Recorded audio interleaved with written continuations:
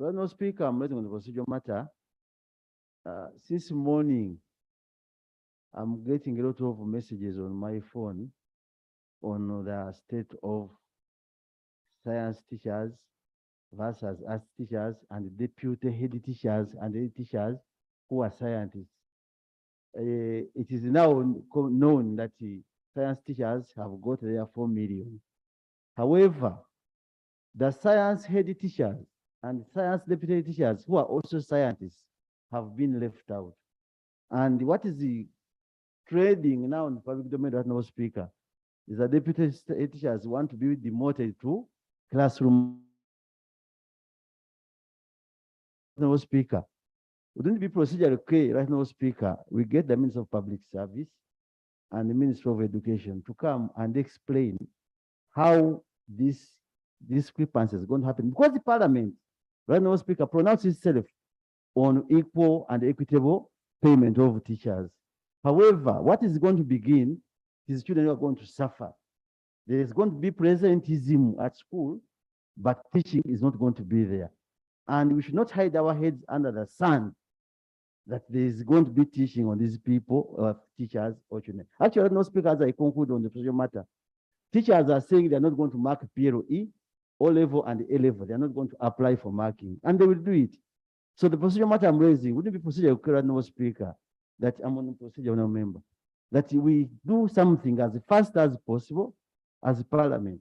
Nobody is against science teachers, but the discrepancy is going to kill some children. And the results would display each and everything, but the sufferer would be the parent who has paid his taxes or her taxes. So I would pray for that, because we had the Prime Minister here yesterday.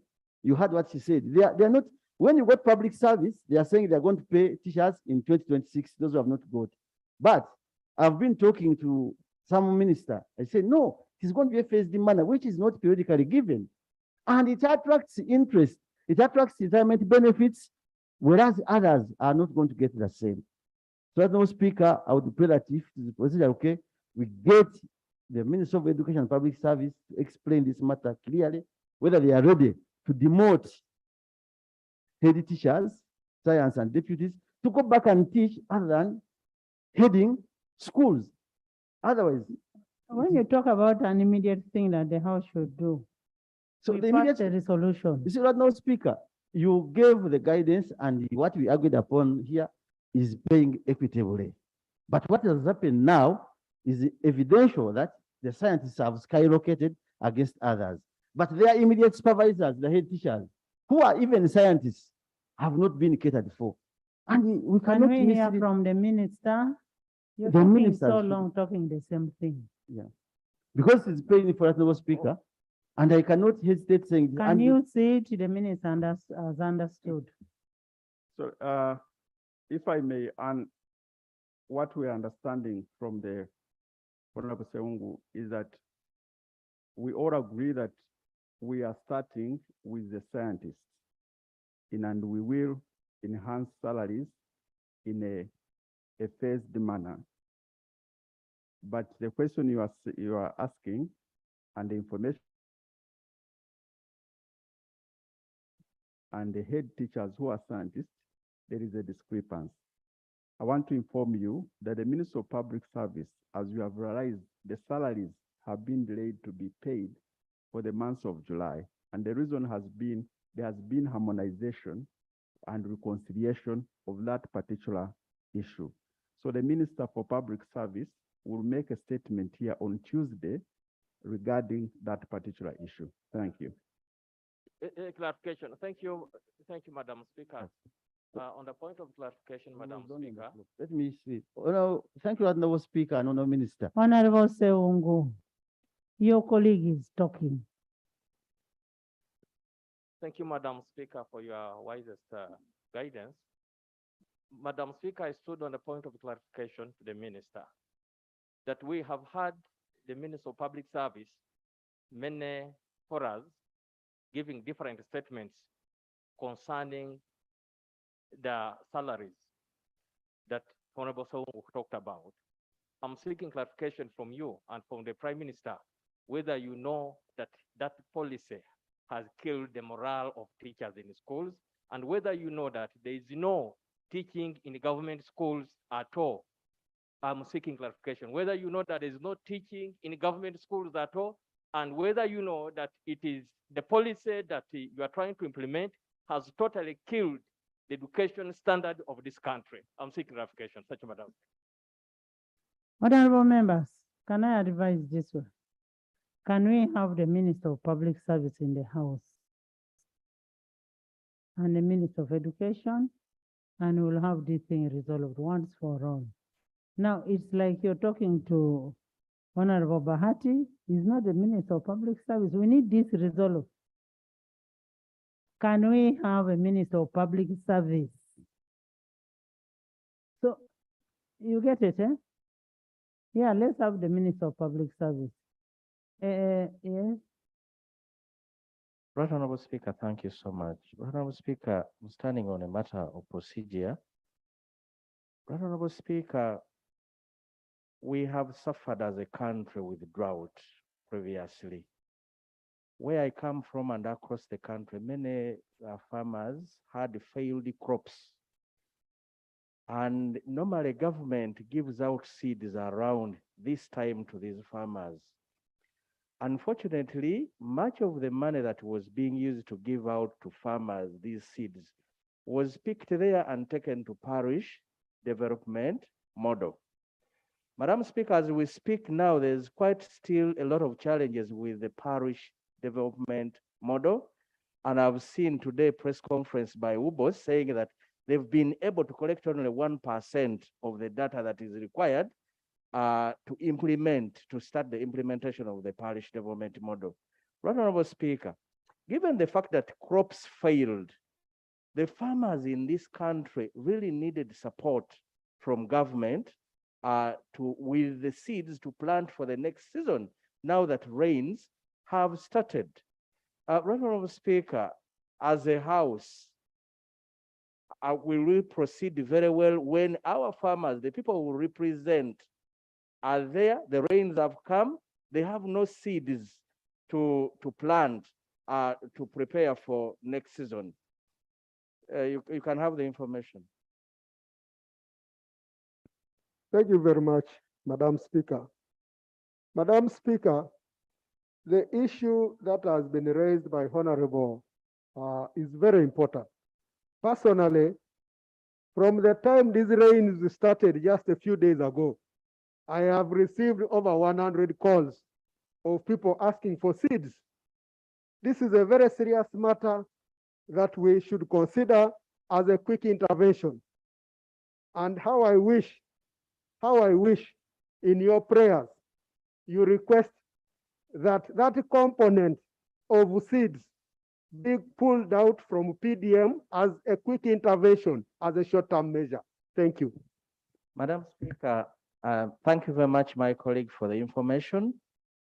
Madam Speaker, I think the Minister of Finance or Prime Minister, they can give us a quick solution to this problem, because initially they thought they will give out farmers through farmer seeds through PDM.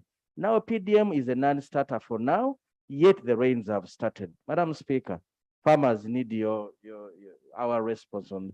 Honorable Minister of Finance, but I like the way you smuggle in your matters as.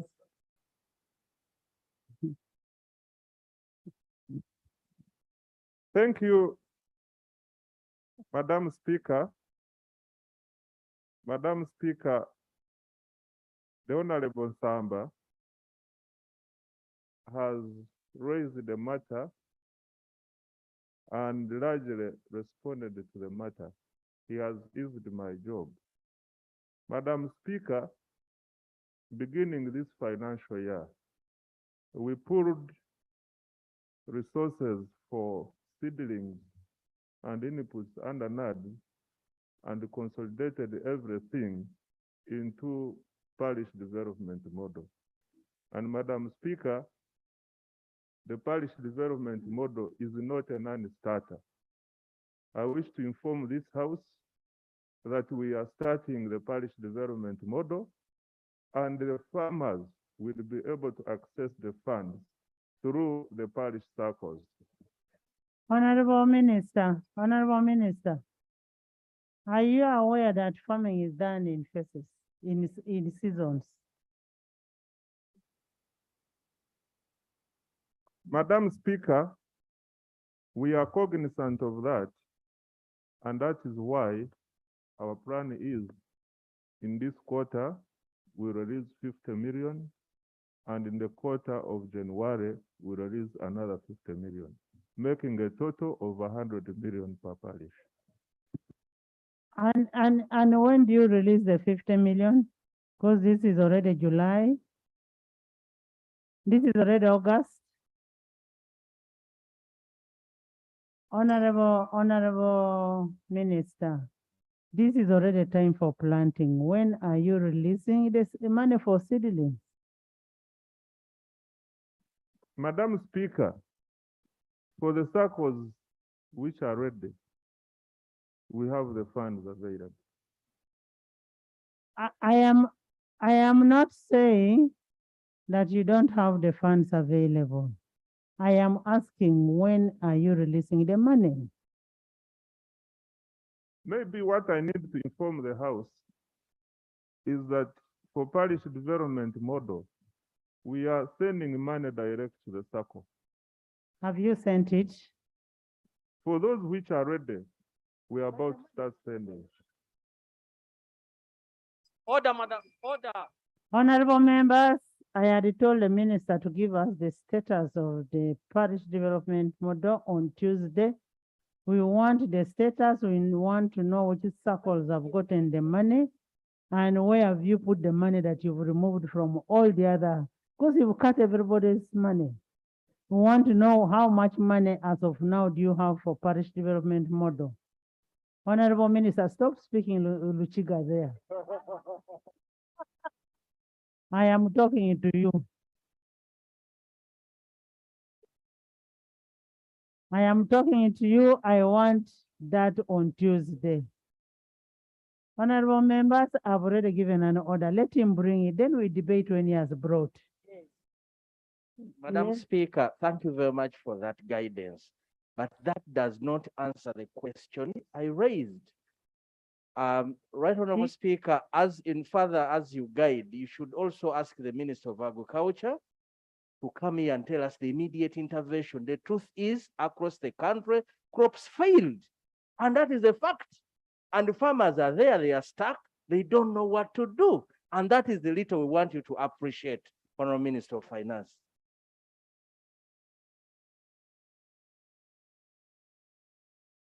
Madam Speaker, yesterday you directed me to bring a statement here on Tuesday, and we are working towards that. It will be comprehensive enough to give the House the required information, and I want to pray that further questions in regard to parish development board be put to me on Tuesday after I have presented the statement. Thank you. Honorable members, let's have everything on parish development model on Tuesday. We need to understand how much money was allocated for agriculture. And if it was allocated for agriculture, most of our people are farmers. How much is ready for agriculture? How much is ready for the other sectors? And how do you plan to have them get that money? Wasted will make our people even not benefit out of that money. So you need to look at it. Honorable Nakato.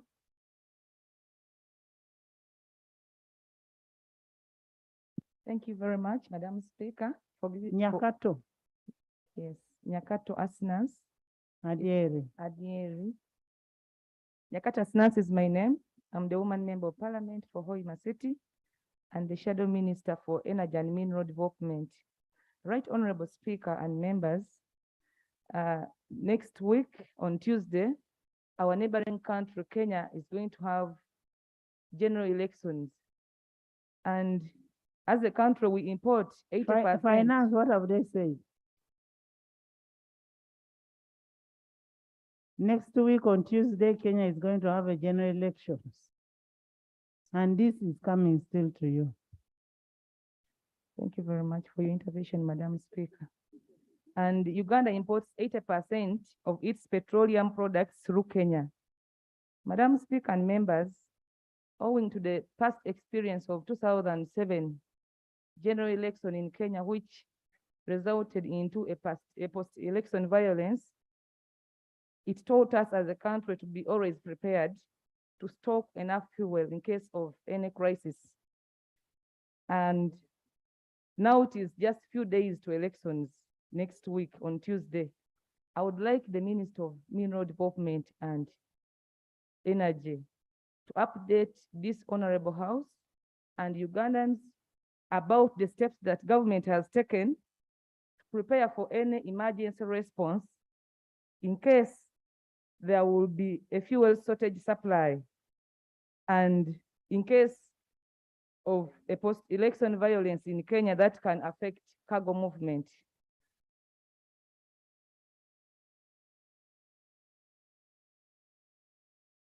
Madam Speaker, as a borderman, a border honorable member of Parliament. Madam Speaker, I want a member of Parliament from Hoima to withdraw to call me that I am a smuggler. The people of Busia are not smugglers at all. That is an innuendo. But Madam Speaker, I want to inform him and other colleagues that we are cross-border traders. We are not smugglers at all. And anyway, Madam Speaker, I want to thank you that you are one of the people in this country who are supporting integration of East Africa and cross-border trade. Madam Speaker, I stood on the point of information to the submission of my colleague that truly I left Busia a few days ago. Kenya as a government is doing deployment, and some Kenyans are crossing with their families to Uganda. But our side, there's nothing taking place at all. There's no preparedness at all. And therefore, I will also support her that as government of Uganda, please let us know how preparedness you are, because when Kenya coughs, Uganda always sneezes. Thank you, Madam Speaker. Prime Minister.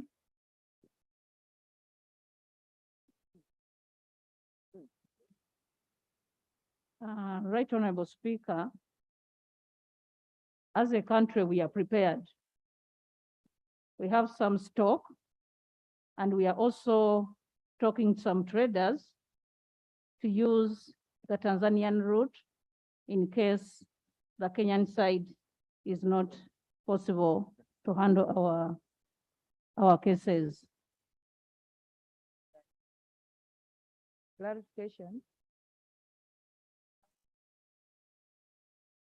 Yes. I wanted to seek clarification from the Prime Minister, Madam Speaker.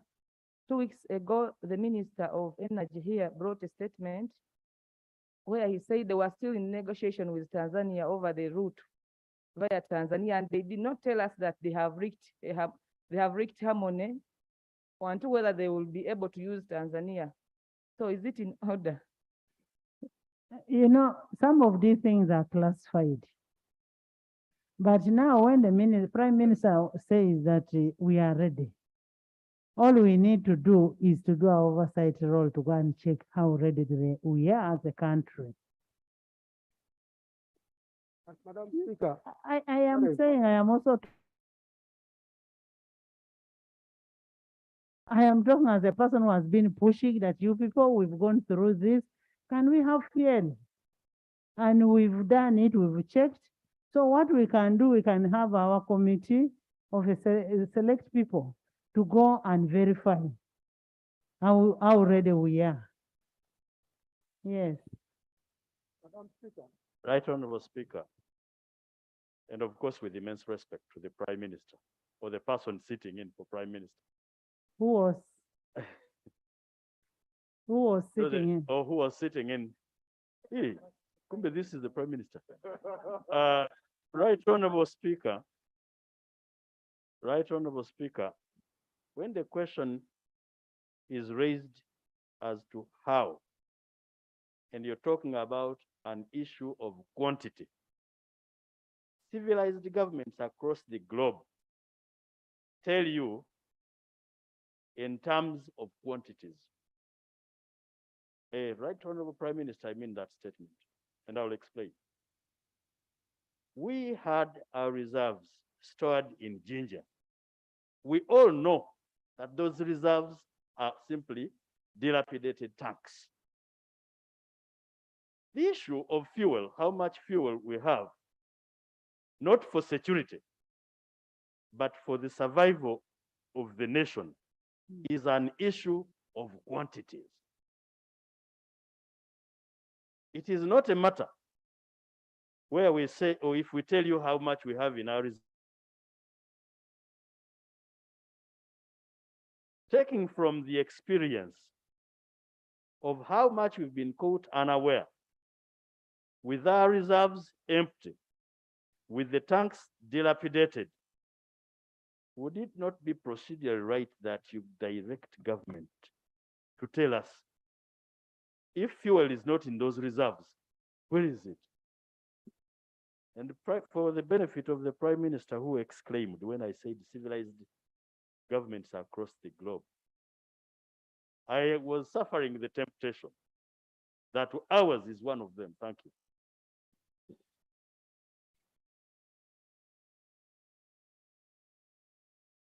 How much fuel is in the reserves? What is the other alternative routes for the fuel to come into the country?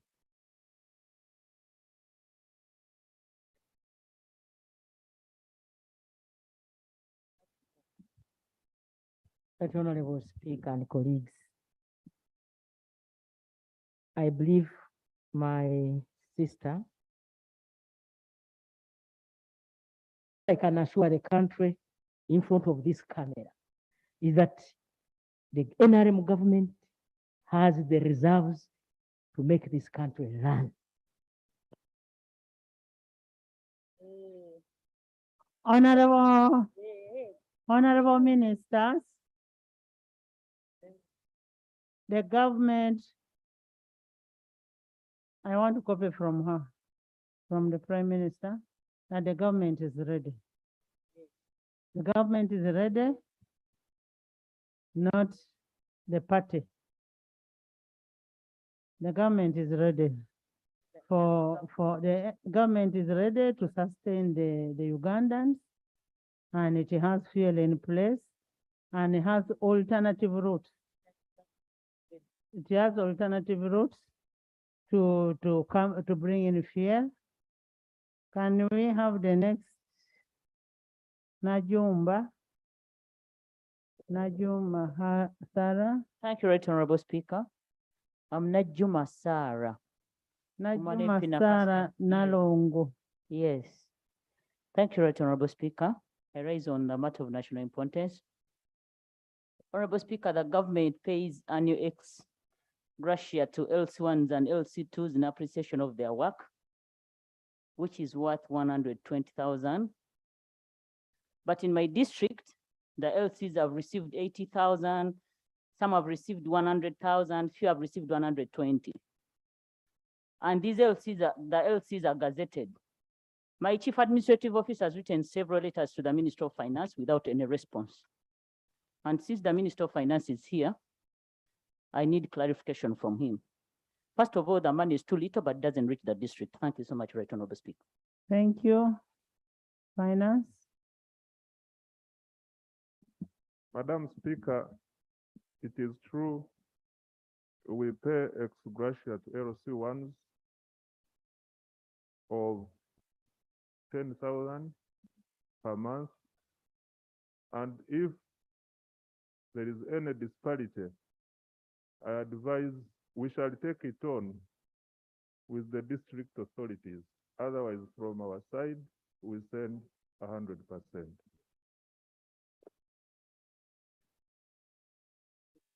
Yes, Sarah. Thank you, Right Honorable Speaker. Right Honorable Speaker, I'm on ground and I know what I'm talking about.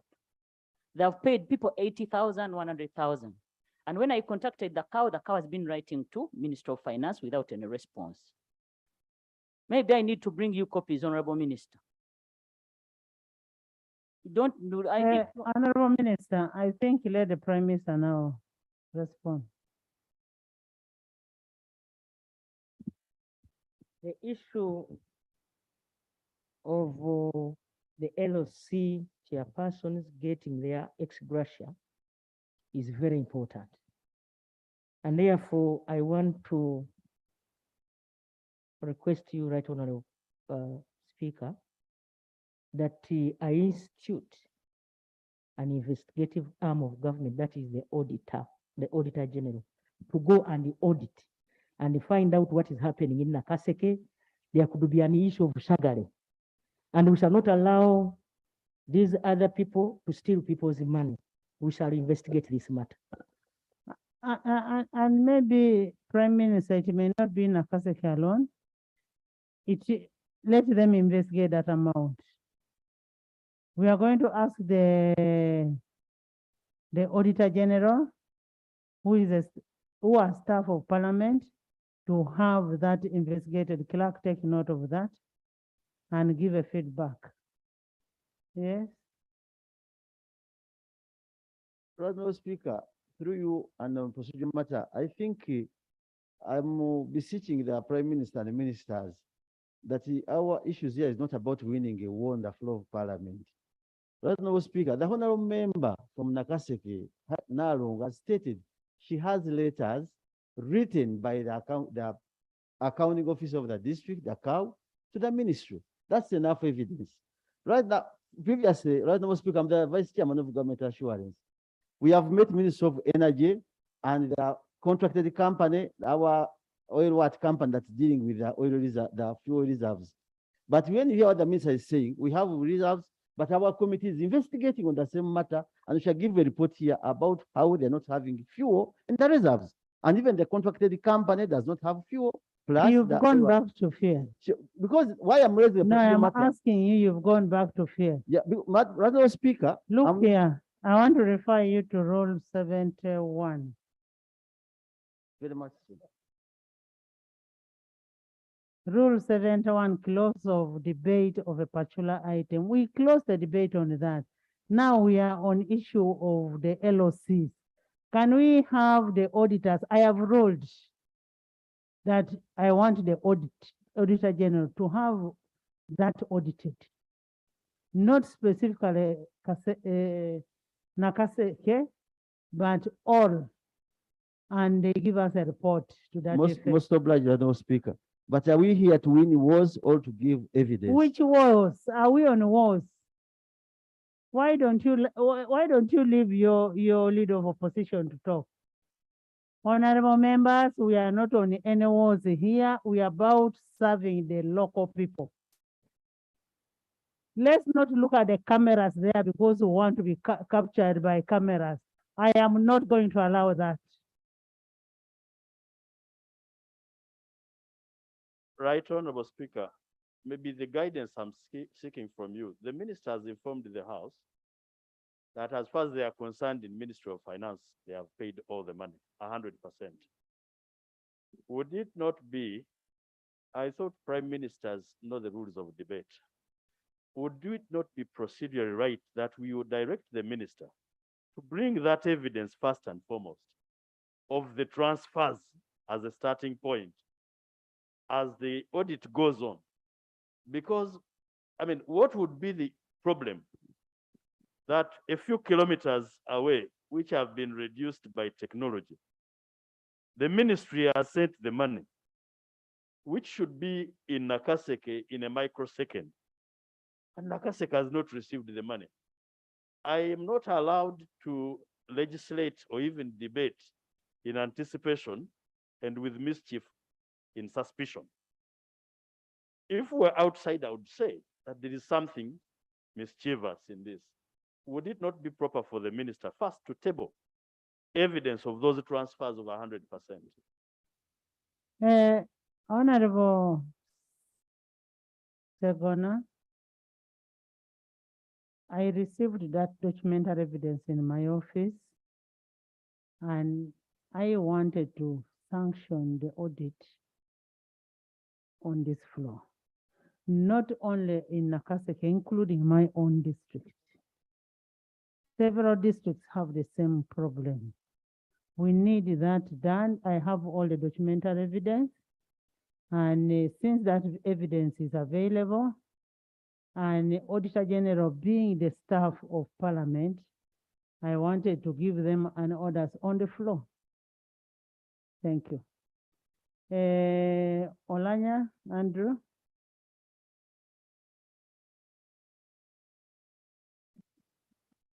Thank you, Madam Speaker. My name is Ojoka Rolanya. I represent the people of Omoro County, and this is my maiden submission.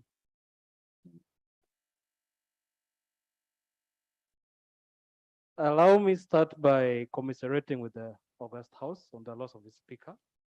And in the same vein, also congratulate you and the Deputy Speaker for your ascension to the roles. Congratulations. I would also like to thank each and every one of you here for the support that you continue to render, especially through the Education Fund. So you've given us hope, and we know that where there's a hope, there's life. I want to thank you very much, each one of you here. Thank you very much. I rise on the matter of national importance regarding the plight of the victims of nodding disease in Omoro, but also in regard to the food security situation in Omoro district. I'm aware that the Honorable Member of Parliament for Kitgum district in the 10th sitting raised a comprehensive motion regarding the need for government to prioritize interventions into the nodding disease syndrome in northern Uganda. But to date, we are yet to receive those short-term interventions. Madam Speaker, we have 184 households affected by nodding disease syndrome. That is, those are about 220 patients who are affected with 24 severe cases. And the main issue is malnutrition. This cuts into the issue of food security in Omoro. So I'm going to lump these two into one prayer with 4 points. So the 4 points for prayer are: one, we need to get provision of food relief items to 17,020 households. This includes the 184 households that are affected by nodding disease. There's also a prayer to request for nutritional support, prevent and treat child malnutrition. The third prayer is strengthening farming and agriculture support as submitted by my two honorable colleagues here. And then strengthening the local government capacity to manage crop pests and diseases. This has been the main cause of the failed crops in addition to disasters like hailstorms. So in principle, those are my 4 prayer requests to you. Thank you very much. Thank you so much, Andrew. Honorable Minister, Prime Minister. Okay. Honorable Anishwa. Thank you so much, Right Honorable Speaker. Right Honorable Speaker, I want to first of all congratulate my son, Honorable Joe, for joining this August House. And I want to appreciate the issue that he has raised. Right Honorable Speaker, it's true. The resolution was passed here on the nodding disease, and the directives were given. And I want to assure the honorable member that as a ministry, we are working out to have the directive, the mid-term, the short-term, and the long-term. And our technical people have embarked on that. So we shall come back here and report on that. His other prayer was on nutrition. I wanted to commit the ministry that we are going to look at that and we take action. So I pray that I'm given time. I pray, Right Honorable Speaker, that I'm given time. And as the technical team conclude, and I'll come back and report what action we are going to take as a ministry. I thank you. How much time should we give you?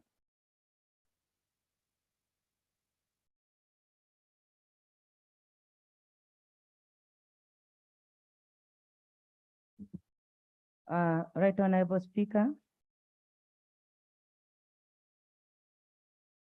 This is comprehensive. And as you are aware, I'm sure as a team and our senior colleague, 2-3 weeks.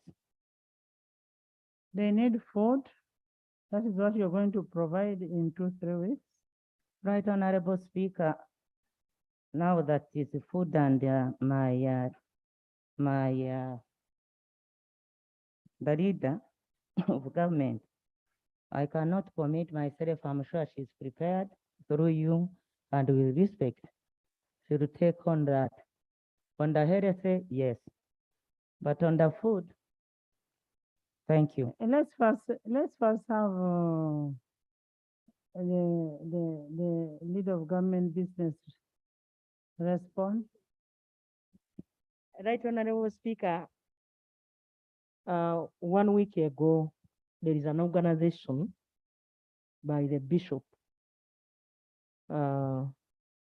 Bishop Odama, the Archbishop, invited us to Kitugum, and I was represented by my sister, the Right Honorable Nakadam, to contribute towards the same. We also appreciate that those children need food now. So through the Ministry of Disaster Preparedness, I now, she's here. Let us look for food and take it to Honorable Buru. Nyakuni, you're here. Are you here? Yes, we are going to get food and take it there. Thank you. Honorable Nyakuni, when are you taking the food?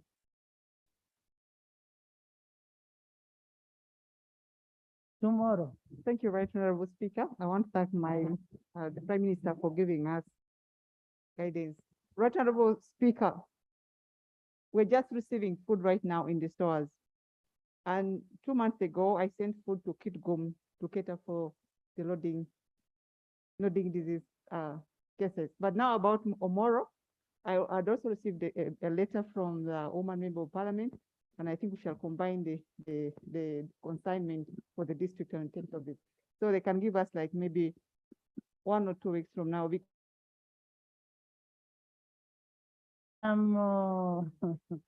The Prime Minister is saying 2 days.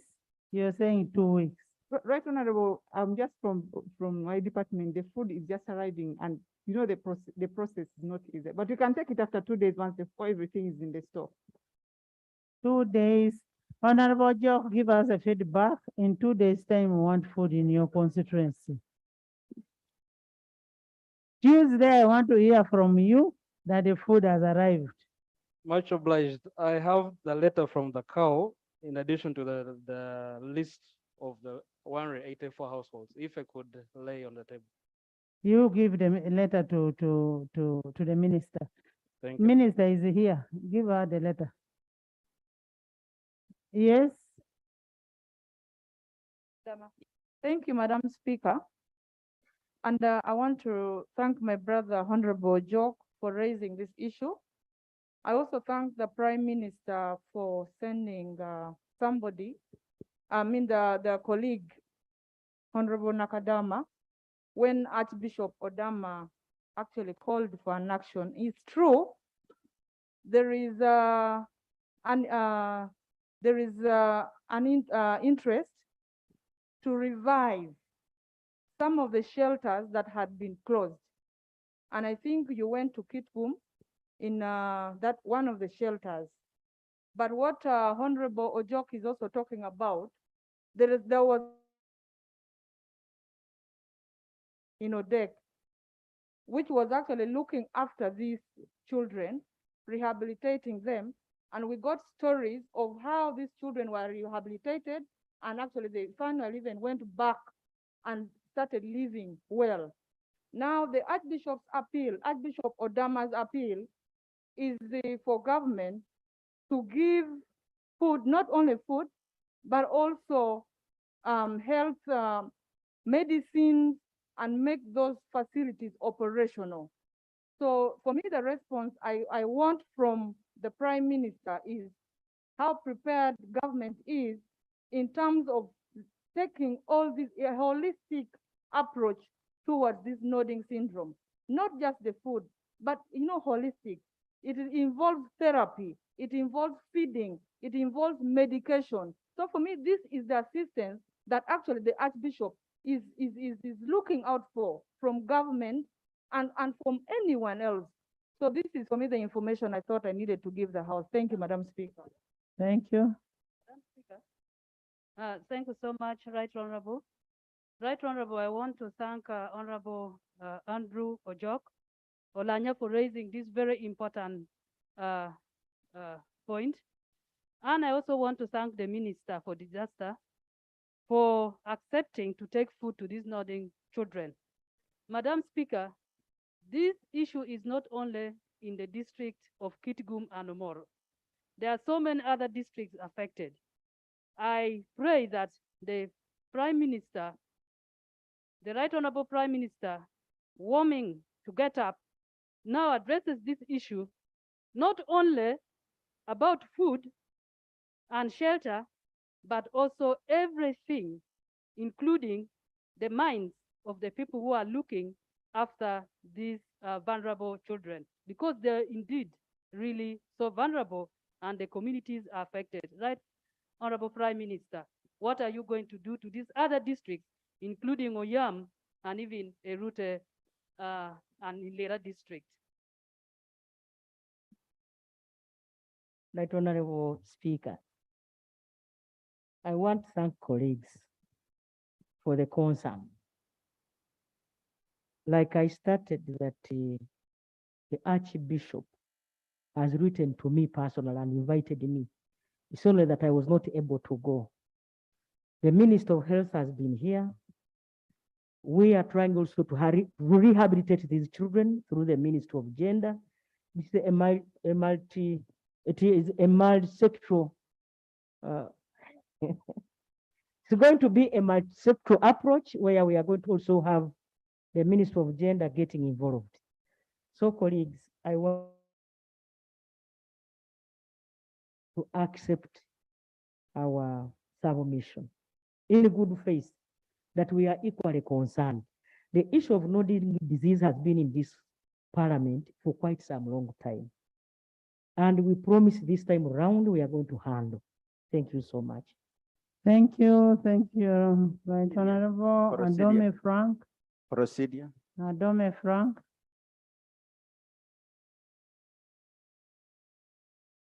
Thank you, Right Honorable Speaker. Right Honorable Speaker, I rise on the matter of national importance regarding the escalating situation in Karamoja. I know we've talked a lot about the famine situation. I want to begin by thanking the government, first of all, for the support, the intervention that was geared towards restoring hope in Karamoja region. However, Madam Speaker, yesterday, the Prime Minister acknowledged that they received so far 20 billion, not necessarily for Karamoja, but for addressing issues concerning the entire country. Madam Speaker, if you will remember that the President gave a directive to Minister of Finance to release about 135 billion that was meant to curb the situation in Karamoja for the next 3 months, which was a short-term intervention. I believe that was supposed to be regarded as a quick intervention, but to our surprise, it's almost 1 month. We have not gotten information, so we don't know how we're going to survive for these 3 months, because what I've heard is finance is only looking at the long-term intervention, which means the issue of the tractors, the issue of the seeds and so forth. So we need a clarification from finance to at least give us assurance when are we going to have this money released, because this is a matter of emergency. Because if we talk of emergency and we have to wait for the next 1, 2, 3 months, so what happened? Because yesterday we are all aware there was information that about 216 people died right from the time that money was released. So it's our prayer that finance takes this serious so that we are able to rescue the lives of those that are still surviving. Thank you. Thank you.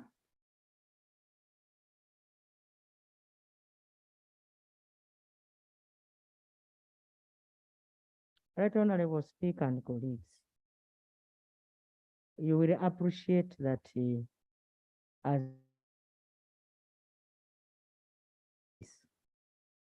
So a directive, yes, we had not budgeted for the food of Karamoja. It was when this happened, like I told you yesterday, Minister of Finance has facilitated us so far with 20 million. I did not say that they will not give us more money. 20 billion. It is 20 billion. B, yes. That Honorable Speaker, I want to assure my brother of the conditions our brothers and sisters are going through in Karamoja. And that's why he started by thanking us. We shall not relent. We shall move together with our colleagues because we have been moving together as a team until these problems of Karamoja are solved.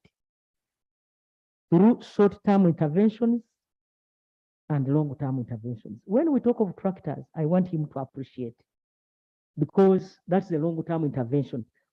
We have to look for solutions so that these people really can also cater for themselves. Thank you so much. Honorable members, the issue of disaster, the issue of all those things should really be sorted out. And government should ensure that they get money. Whereas they say it was not voted, it was not budgeted for. One would ask, where are you getting the 20 billion from which vote? But if it is from contingency, then you should be able to make sure they get all the money that they require. It's about life and death. Yes. Umoma. Thank you very much, Right Honourable Speaker. Right Honourable Speaker, I rise on a matter of national importance. Just like other areas in this country are struggling and receiving a lot of rain, Uganda district on 30th July 2022 received heavy rains, which had heavy hailstorms that destroyed 2 schools, Nakalama Secondary School in Nakalama Sub-County, having a 4-classroom block with a store and a head teacher's office, was totally blown off.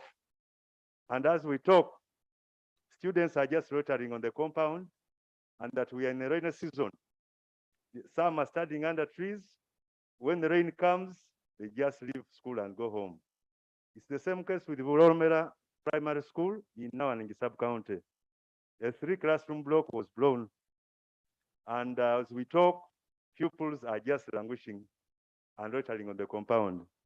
It's my humble prayer to the Right Honourable Prime Minister and the Minister for Education to offer an interim measure by providing shelter to these students and the pupils to complete this term, but also to come up with a permanent solution to help these 2 schools resume next term in the right order. Right now, Speaker, I rest my case. Thank you very much. Honorable Minister, Prime Minister. Thank you, Right Honorable Speaker. I want to thank the member for raising the issue that has affected the people of Iganga district. Colleagues, we need to appreciate that the rains are affecting every part of this country right now. But we shall request you, the procedure is you use your chief administrative officers to raise the concerns. They can quantify how many people are affected, how many schools are affected, so that we shall be able to plan. But for our ministry, we promise we should be in position to provide iron sheets for those schools as of, but we need a report from the chief administrative officer. Let's submit. Right Honourable Speaker, allow me to thank the Minister for the response. All these processes have been done.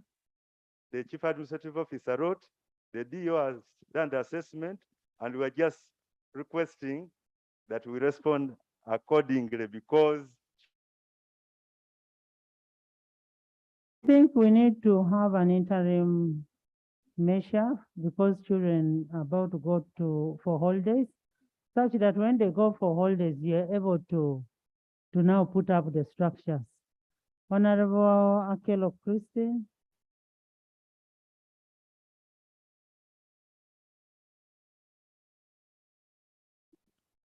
Thank you, the Right Honorable Speaker. I rise on the matter of national importance concerning Barlonyo Museum and Monument in Lira District. I hereby, on behalf of the Lira District and Erutenos constituency, as per Rule 59, Clause F of the Rules of Procedure of Parliament of Uganda, amendment of motion for the reference of a bill entitled Museums and Monuments Bill 2022. Madam Speaker, I rise that the committee considers the following. Barlonyo is located Lira District. The committee amends the LRA Masgrave Which committee? Committee of the Committee of Tourism.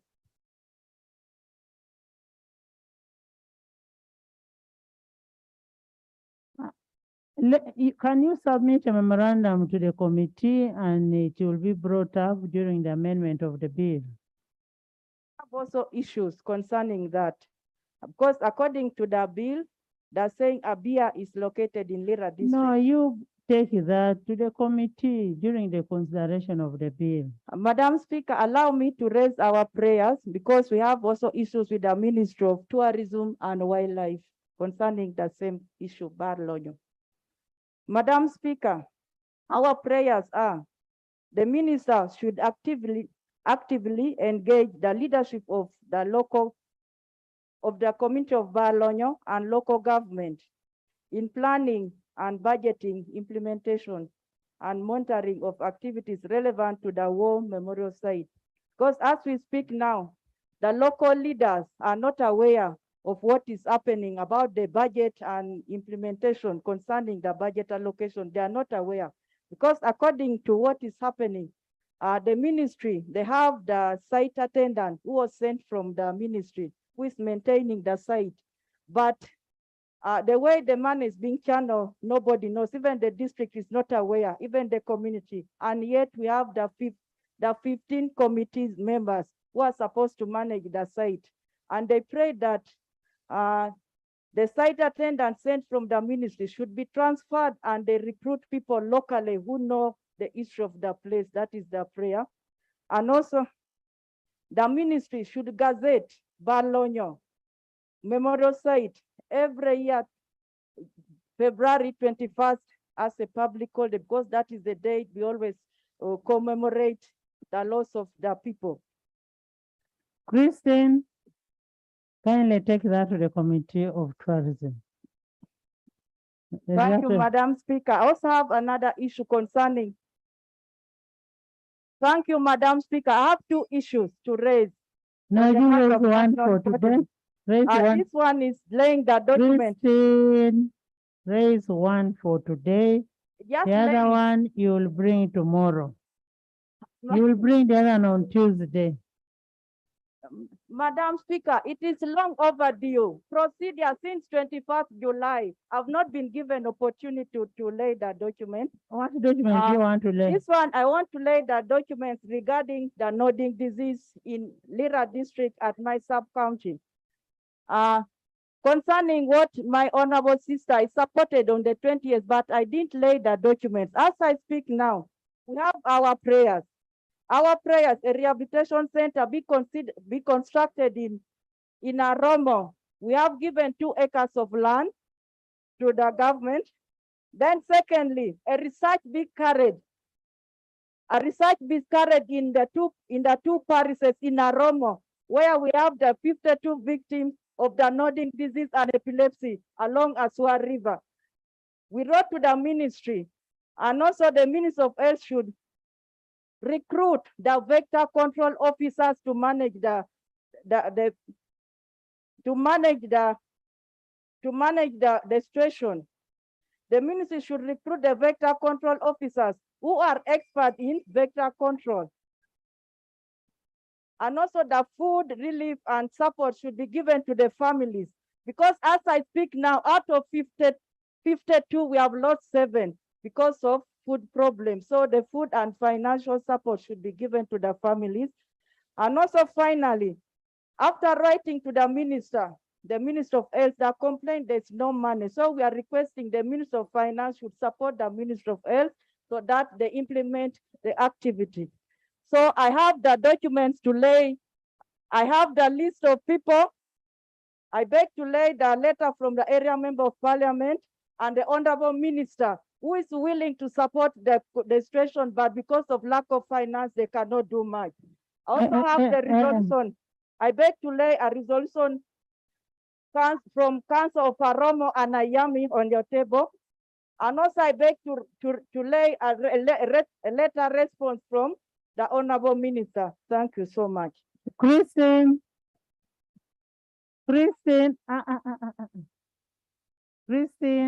those letters, you'll give it to the specific ministers. What you lay on table is not that. You'll give that to the ministers, and remember that motion was already moved and passed, and you could have brought those names that day. But for now, I refer you to take the list, take the letters to the minister. Minister of Finance, can you give Helen the money? Give them to the Minister of Finance. Next, Nsanja. Fadil.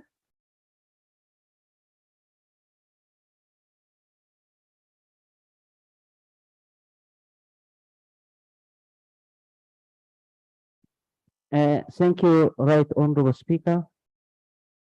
I raise on a very serious matter of national importance concerning the land grabbing in Tsetse sub-region. Yes. Has been there since 1960s as a result of insecurity that was caused by cattle rustlers who are known to us.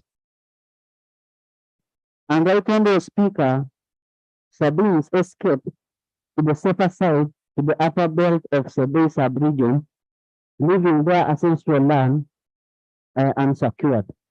As security stabilized, Right Honorable Speaker, some few greedy people decided to survey and sell the land, claiming that they don't have a legal occupant. Right Honorable Speaker, this matter, and on 29th of June 2009, the President made a delegation of elders from Tsetse who highlighted the issue to him, and in his wisdom, he directed the former Minister by name, Omar Otue, who was Minister of Land and Urban Planning, to suspend surveys for 3 months, caveat, investigate, and cancel titles of land, which was illegally sold and built in these areas, and report to him within 3 months. Right Honorable Speaker, the minister went ahead as directed by the President, formed the committee that was head by former Deputy Inspector General of Police, that was Julius Odwe. It is unfortunate, Right Honorable Speaker, that the report has never been implemented, and now the Bay land claimants have been moving from office to office. Yes.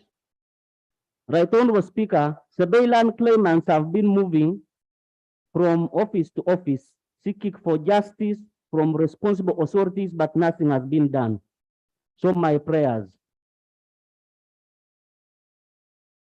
Right Honorable Speaker, is for this report needs to be implemented. And this will help us to even end the issues of disasters of landslide in Tsetse sub-region, issues of encroachment of the forest will end, and even saving lives of Ugandans. And Madam Speaker, with me here, I have a copy of a letter written by the President, and even I have the copy of the report that came out after the investigations. I would like to lay, Madam Speaker. Thank you. Where did you get that report? I got the report from the elders from Tsetse sub-region because they also have the copies. What is the name of the report? The report is Odoi's report. Is what? What is the title? The title of the report is Verification Committee on Land Conflicts of Benambute Sironko District. Signed by who? Signed by Lake Virginia. It's not Sironko. Me, I'm talking what I know. Honorable Minister, maybe you're part of even the people who took over our land. You're talking to me, don't start attacking people. Yes. You see, when I'm talking, I don't want anyone to disturb me. This is a very contentious issue, Madam Speaker. And it has been an issue since. So, Madam Speaker, this issue needs to end. So I want to let this report and this House go through it, and we want immediate intervention from the government. Thank you.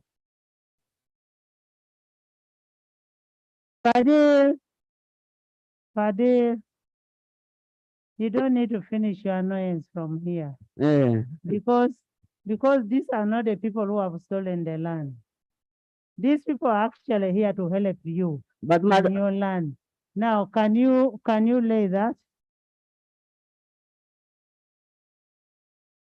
Honorable Prime Minister, by the way, it is his maiden speech, so don't.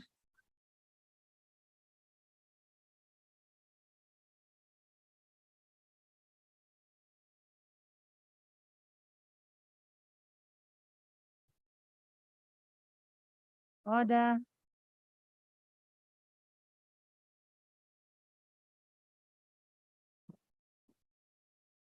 Right, Honorable Speaker. I raise on a point of order with maximum restraint and pain. You're raising the point of order on who? Yes, on yes, who? I did On say the Fadil. Prime Minister herself. Yes, I have been here and I know some minimal application of the rules. So I'm raising on a point of order with pain and restraint. I have seen the Prime Minister of this Republic at various functions, including in Parliament. Including where? Including in Parliament. And the way the Prime Minister dresses, surely. And yes, I know the rules. Right, Honorable Speaker, the Prime Minister of any republic. Just listen. The Prime Minister of any republic, a point of order in order. Honorable. Now you can see why I'm complaining. Honorable. Right, Honorable Speaker. If I can only be protected, raise my point. Because this is a place where members. Honorable Segona. Honorable Segona. As far as I see the Honorable Prime Minister, she's more smartly dressed than everybody in this house.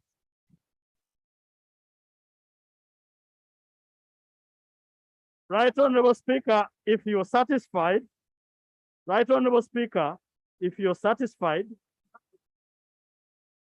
we shall suffer the embarrassment together. Thank you.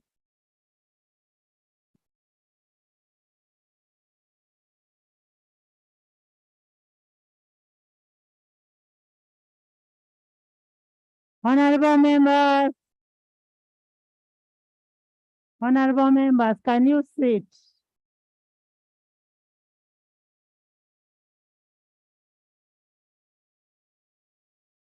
Next item. of my order. Item 3, motion for a resolution of Parliament. Motion for a resolution of Parliament to appreciate His Excellency the President of the Republic of Uganda for the clear and precise exposition of government policy contained in the State of the Nation address to the Parliament of the Republic of Uganda on Tuesday, 7th June 2022. I like the way you make noise like this is National Theatre. There is a very important item coming up. Jessica, if you want, you'll debate on it. Honorable members, you recall that on this motion, which was moved yesterday, the leader of opposition delivered his response to the president's address, state of address, pursuant to Rule 53(1) of the Rules of Procedure, and I deferred the debate to today. I am now opening the floor for the debate, and the debate will take only 30 minutes. And kindly, and this is kindly, I want people who have never talked.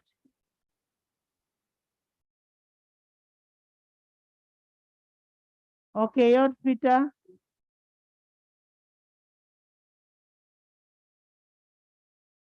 Okay, your Peter. Thank you very much, Right Honorable Speaker.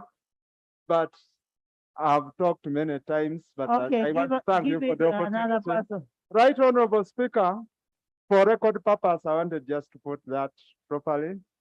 I want to thank His Excellency the President for his State of Nation address.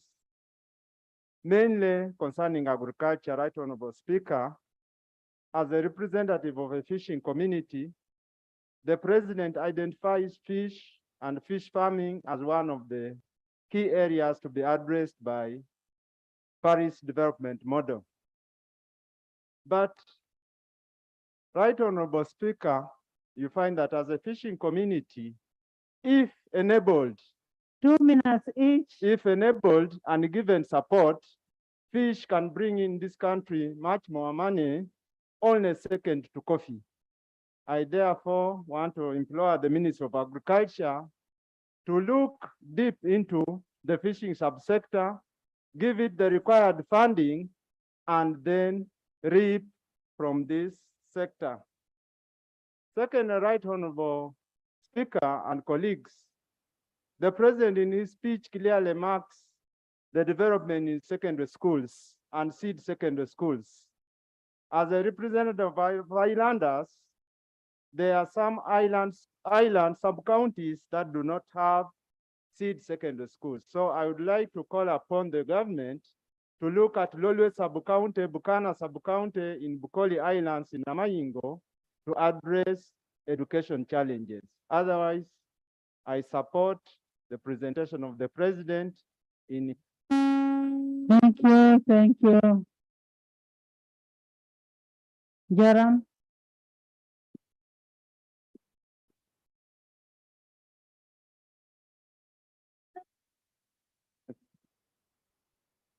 Thank you, Right Honorable Speaker. For record purposes, my name is Joram Twasima, and I am a member of Parliament representing all the persons of Western Uganda. Right Honorable Speaker, I stand to support the motion to thank His Excellency the President for building government on hard work and hard rock through patriotism, Pan-Africanism, socio-economic transformation, and democracy. This one enabled him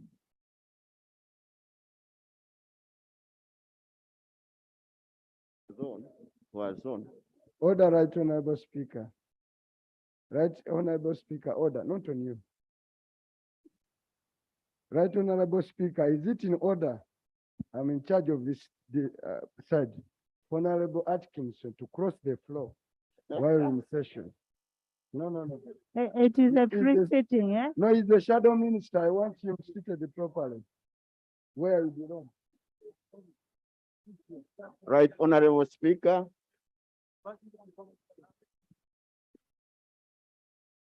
Right, Honorable Speaker.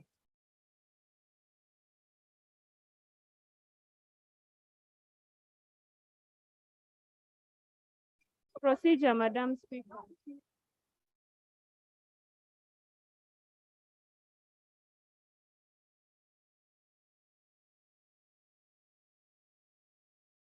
Right, Honorable Speaker.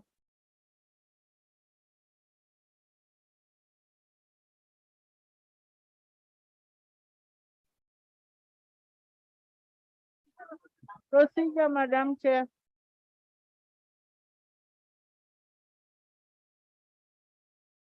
Honorable members. Jaram, can you finish? Thank you. Right, The Honorable issue you people are raising on, I'm resolving. Thank you. Right, Honorable Speaker. For me, an attack on a woman is an attack on all of us. So that is resolved. We are resolving it. Don't start making noise. So what are you shouting? Honorable members, if you're shouting, honorable members, if you're shouting, get out and we'll continue with the debate.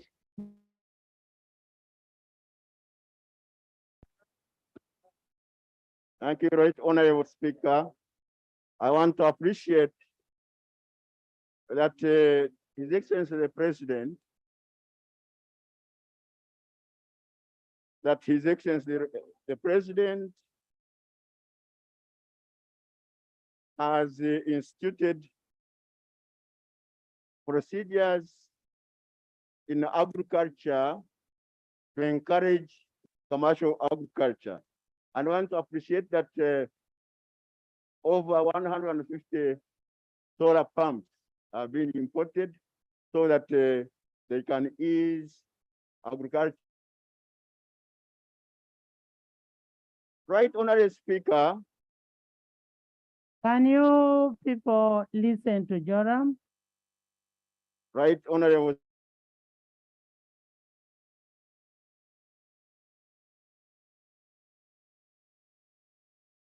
Agriculture, and I want to thank him for the banana plant factory in Ushenyi. Right, Honorable Speaker, last year before we came in as members of parliament from Ushenyi, the Professor Mranga invited us and showed us the factory, and we realized that there was some little money still required to complete the factory so that it can add value to our bananas. So my prayer here is that I would like to request government to release money to complete the construction of the factory. Thank you. And lastly, Right Honorable Speaker,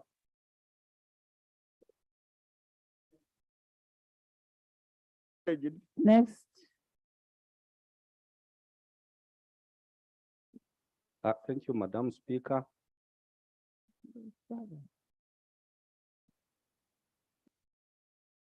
Madam Speaker, I thank the President for the clear State of Nations address, but I have a few observations, Madam Speaker. One is about the dairy exports in this country.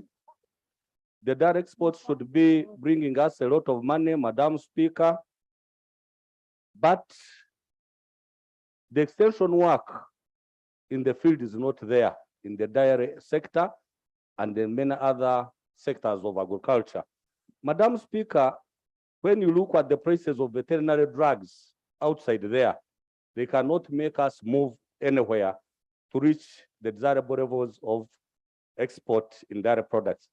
Madam Speaker, when you look at fake drugs on the market, actually one would think that, of course, I know we have a very strong government, but one would think that people are working without a government because these fake drugs are clearly on the market. They have created resistance, especially for ticks. People have resorted to other measures that are not palatable with the good practices in agriculture. So, Madam Speaker, I implore the Minister of Agriculture to do a lot so that these fake drugs are off the market. Madam Speaker, the other issue the President raised about the export of raw materials, and he talked a lot about it, that for 600 years we have been exporting raw materials. Madam Speaker, we seem to be moving at a very low pace in value addition, so that we continue, even after the 600 years, we still export a lot of raw materials. Madam Speaker, when we talk about the labor export, those days it was slaves. Madam Speaker, even today, we see our children suffering outside. And slavery.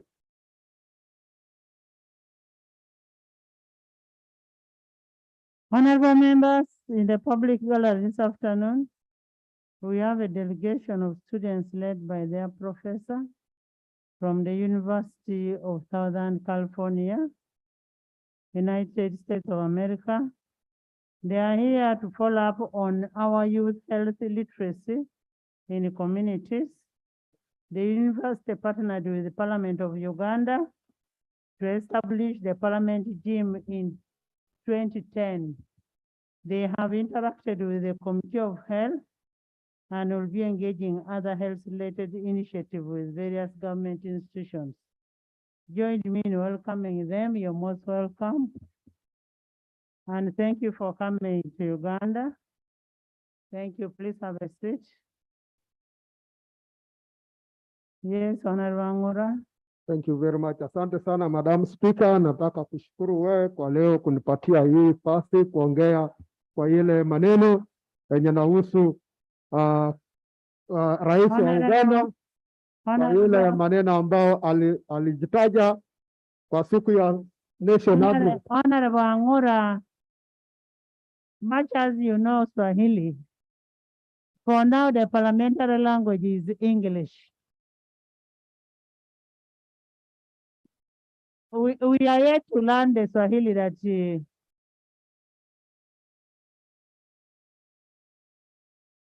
Thank you very much, Madam Speaker. Madam Speaker, Swahili is one of the languages we should emulate in the House. And I thought, like it has already been declared, when you get to the neighboring states, they are blaming us for being behind. We are moving ahead in the integration, but in the common language that puts up. Are you responding to the president's? I am responding to the president's State of the Nation address. The president emphasized on the way forward as far as integration is concerned.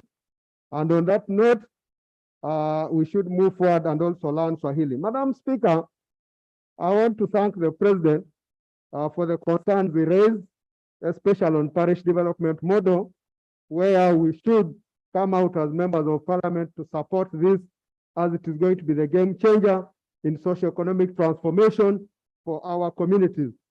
And Madam Speaker, you will recall the president talked about irrigation and the mitigation measures as far as solving the problems of rain-fed agriculture. Here we have had concerns from our colleagues, and these are concerns cutting across the country. Concerns of food shortages, and I really want to thank the president for that concern of trying to encourage irrigation. Madam Speaker, the other issue that the president raised was the issue of fertilizers. You will recall the president talked about fertilizers, and in Tororo, we had one factory that had been set up, which was going to produce fertilizers. But unfortunately, due to some people who were wise enough, who flicked, the fertilizer factory was not able to take off. But the president talked of looking for support, looking for funds to help the factory in order to move.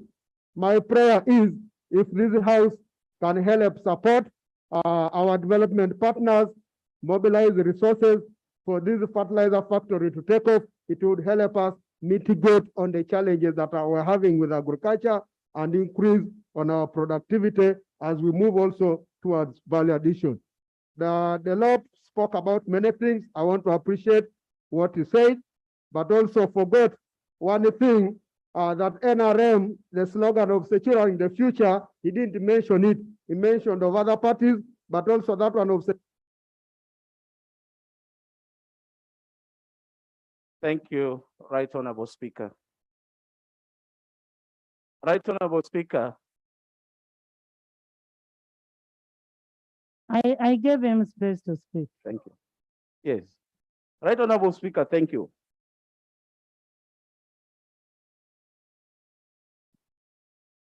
The state of the nation as presented by the President to the country.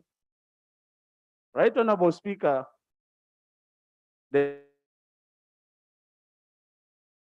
and precisely presented to the country. I want to look at area in agriculture, especially extensive agriculture in production of poultry, dairy, fish, and also irrigation. Right Honorable Speaker, I have one concern on this, that I have noticed the President makes State of the Nation very clear, but then we don't move to match it with a budget that would support exactly what the President is talking about. All right, Honorable Speaker, I believe this is what we should begin to look at when we are presenting the budget. For example, I went to Ministry of Water to ask, I come from Kwania, where there's Lake Kwania, and my constituency runs along the lake shore. And I asked if there is a budget, there is a program for starting to pump water upland for farmers to tap the same water to irrigate their land. And then the report I got is that there is no budget for that and there is no money. And yet we are here praising the President and with a lot of hope on irrigation, and yet on ground, there is no action which is going to take place, Right Honorable Speaker. This also goes along on value addition, on the silos.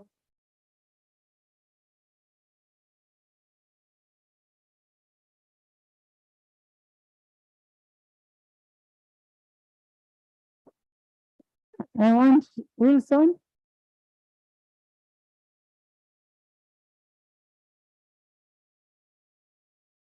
Right Honorable Speaker, I thank you so much. I rise to support a motion to appreciate the President for State of the Nation address. The State of the Nation address, as per Article 101, imposes a responsibility on the President to deliver it. I want to say, Right Honorable Speaker, that the President delivered the State of the Nation address so well, and he touched on me particularly and the rest of the Ugandan sector. I want to address myself, Right Honorable Speaker, to the dairy sector. The dairy sector that has a direct bearing on the people of Nyabushozi that I proudly represent in this August House contributes 388 billion to the national economy, actually to the 2021-2022 financial year. We produce 2.8 billion liters of milk per annum. However, Right Honorable Speaker, would be getting much more value for this and more money to get to the farmers if we vaccinate regularly and eliminate FMD and SGP that affect the productivity and the value of our milk. And the President provides a way forward for this. He says farmers could be given a chance to import vaccines to do regular vaccination. And I wonder why government has stopped farmers from importing or other organizations that have capacity to import. Then Ministry of Agriculture can actually do what government does best to regulate. Algeria itself has 1.2 billion, a market of $1.2 billion ready for us. Ethiopia has a market of $30 million provided we do regular biannual vaccination. The President has guided I would wish that we follow. Permit me to add, Right Honorable Speaker, that the President talked about regional integration in the State of the Nation address as the answer and the survival and transformation of the African race amid this cutthroat competition that we see. The East African community, and I'm happy the minister is seated right here, that now strides for Speaker. Avoro.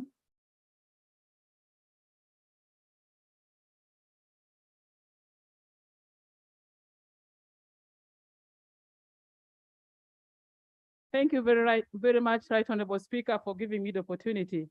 I rise to support the motion on the State of the Nation address. I want to address my mind to the issue of value addition.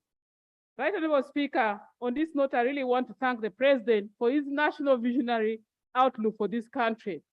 Many of our people in this country are farmers, and unless we take to the direction of value addition,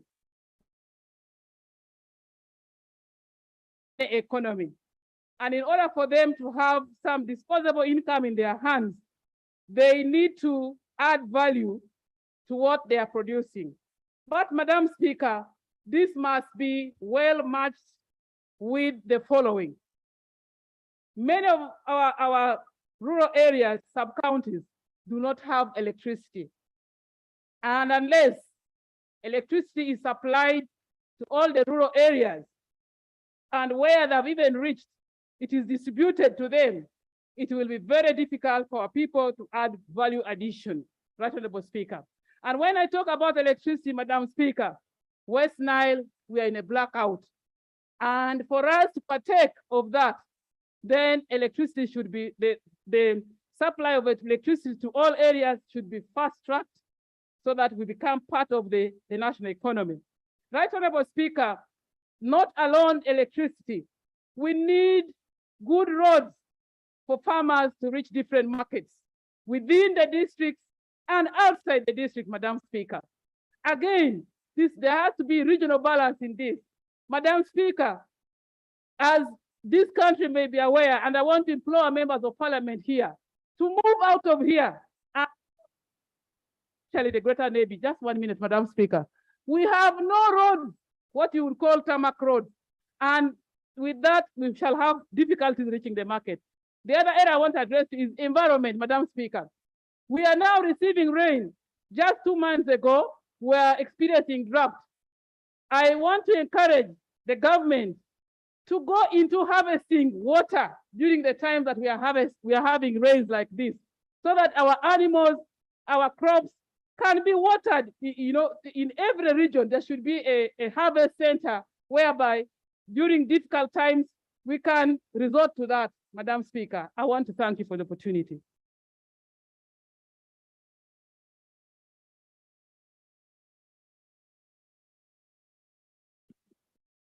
Thank you, Madam Speaker, for giving me this opportunity to talk. Thank the President for the State of the Nation address. For record purposes, my name is Peg Joy Wako. I'm a national female member representing old persons in this parliament. And I'm making my maiden speech.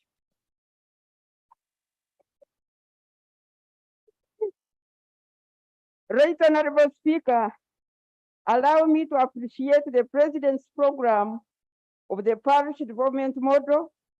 As you are all aware, most of our old persons are found in rural areas.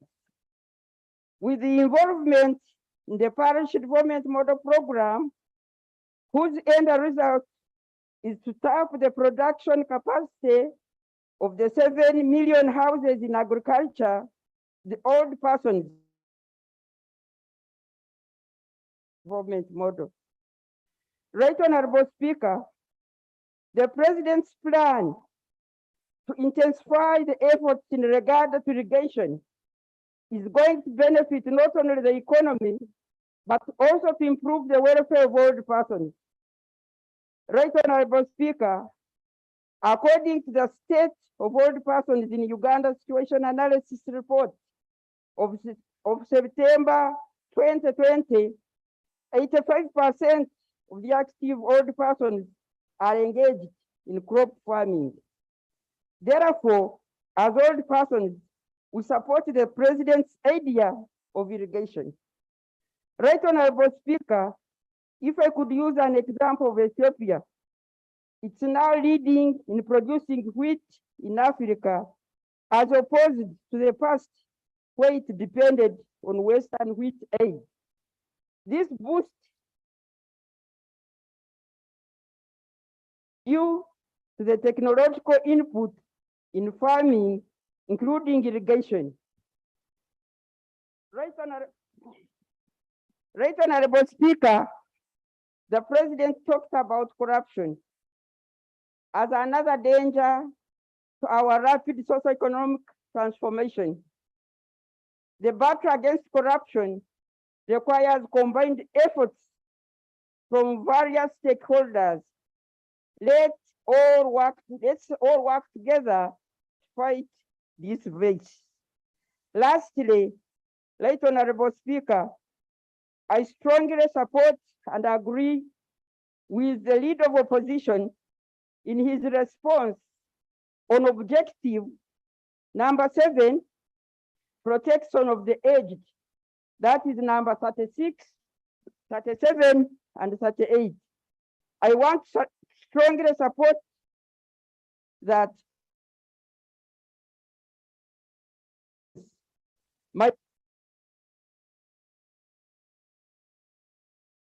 You don't have to have a prayer. You're supporting the State of Nation address.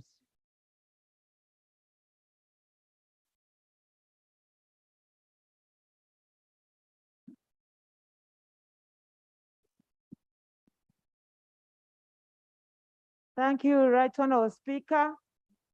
My name is Katsime Anet Msha, woman member of Parliament of Shenyi District.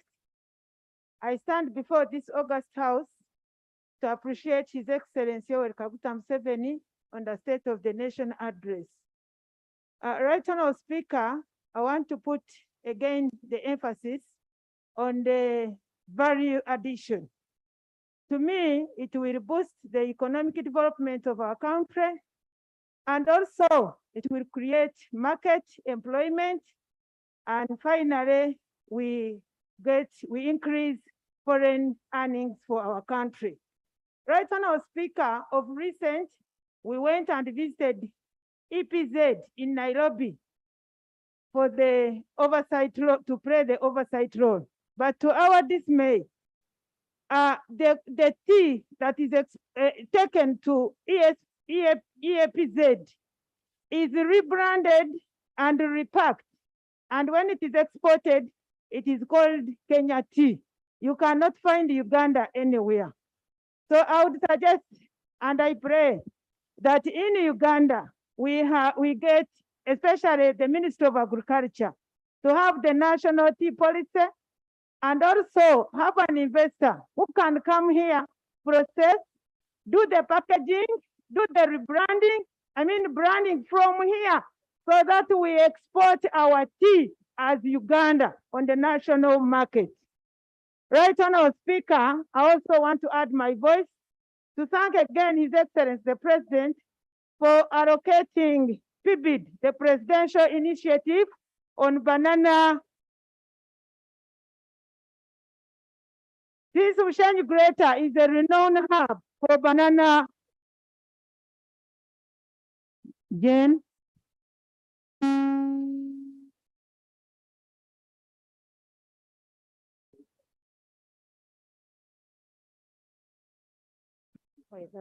Thank you.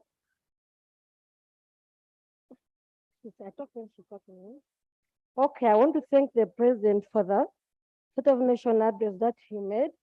He talked about value addition, but for me, I just have something to add on. For us in Teso, we have very poor coverage of electricity, particularly in Cabramatta district. You can find almost the whole constituency doesn't have power. The few areas having poles don't have power. Talking about value addition, that one is only possible when there is power, Our people are farmers, they want to grind posho, they want to shell rice and the ministry to help us extend power to Karamoja district. Virtually, Chero is being so bad, there is no power completely. I then also want to thank him for the breakdowns he made. We have been having so much pressure from constituency on the issues of prices being so high, on the issues of food, drought, insecurity. But from when he made the sort of national address, people have come down a bit. People have come to understand the challenges that are on the ground. I thank you so much for this opportunity. Thank you very much, Right Honorable Speaker. I stand to second the motion. The President. Madam Speaker, I add my voice to thank the President for taking an initiative to engage foreign bodies and making an attempt to let the Ugandans know the causes of the high prices of commodities in the country. When you look at the details in the report, in the state of address that I have here, the President has made an effort to meet the foreign leaders like Honorable Biden, the chairperson African Union. And Madam Speaker, the address by the President is making people understand the cause of the high prices. However, Madam Speaker, it remains a challenge in the country. And because he's the head of state, if that one was left out, the Ugandans would worry a lot. Madam Speaker, on page 10 of the address, the President makes a hint on the importance of irrigation, but makes a statement that Teso, Bukedi, and Lango having a lot of wetlands, but being misused. Madam Speaker, I stand now to make a statement that despite the fact that Teso sub-region has a number of wetlands, Teso equally needs more irrigation schemes. You are aware, Madam Speaker, that as the country is one of the most affected. Madam Speaker, allow me to thank the Right Honorable Prime Minister for sparing some tons of maize flour and beans to support Teso sub-region. But I want to make a plea through you, the Speaker, that Right Honorable Prime Minister, as a mother of this country, you have a very big role to play, and Teso is still looking at you for additional relief as we pray that the rains don't cause. Honorable Guang Dolly.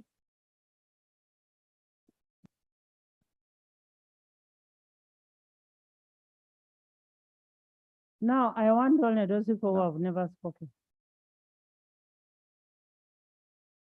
Only those who have never spoken. All of you have spoken. Except my neighbor. Generally.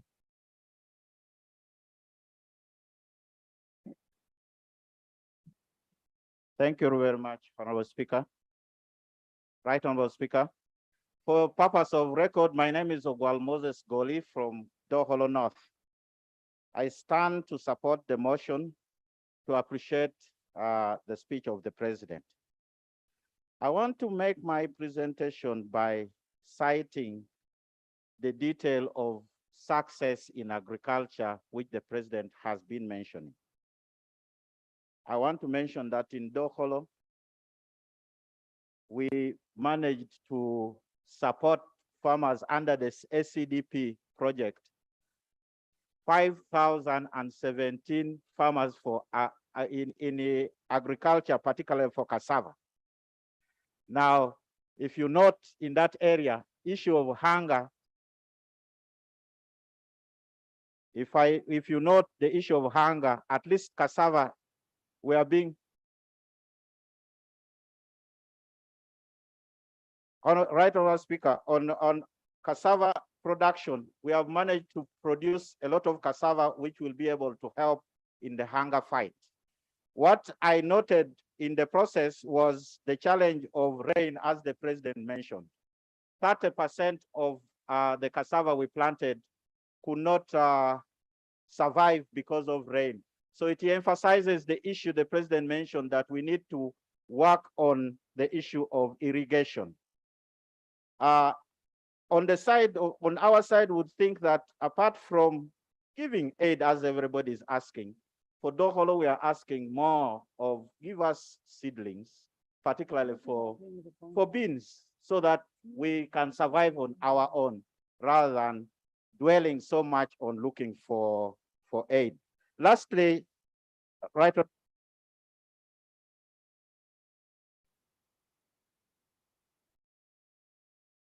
Next, Soroti East.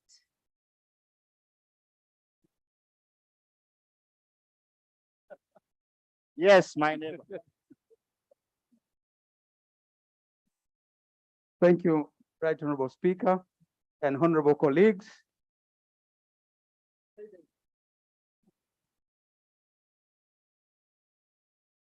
I thank you, honorable colleagues, for welcoming me to the House.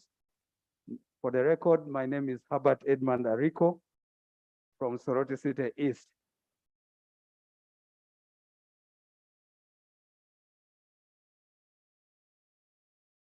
I stand here to second the motion for the House to applaud His Excellency the President for a well-articulated address on the state of the nation.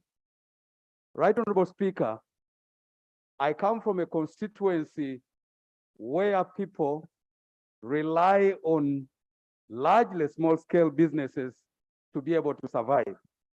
Right Honorable Speaker, the President's emphasis on the issue of the parish development model is one of the antidotes that is going to turn around the business community of Soroti. Why, Your Excellency, Right Honorable Speaker, the people who engage in businesses have one fundamental problem. That is access to cheap credit. For us there, we look at the parish development model as one of the key elements that will ensure that the small-scale businesses in Soroti will access money that they can be able to support their small businesses. So for the aspect of the PDM, as Member of Parliament for Soroti, I would like to applaud His Excellency the President for that.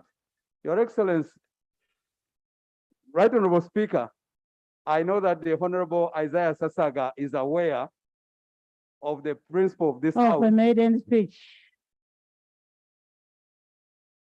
Madam Speaker,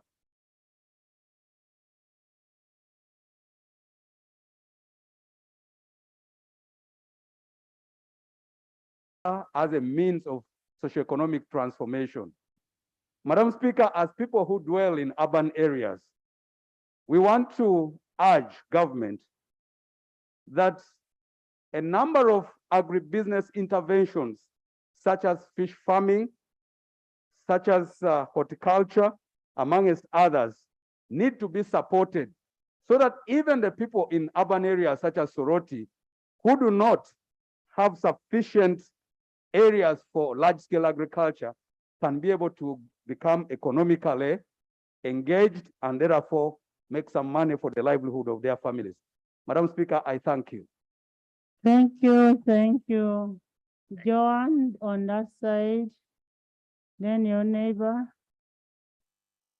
Joan, Okia.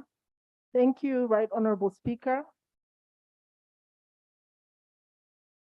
I want to second the motion, appreciating the President for the State of the Nation address.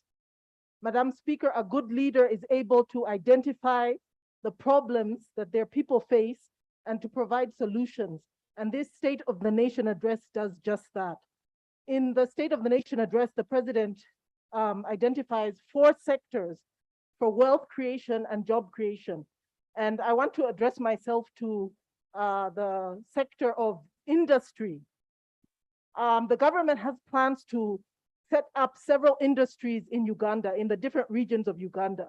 And we want to thank Parliament for the appropriation of 6.5 billion, which has been given just to secure the land and to fence land for the industrial parks.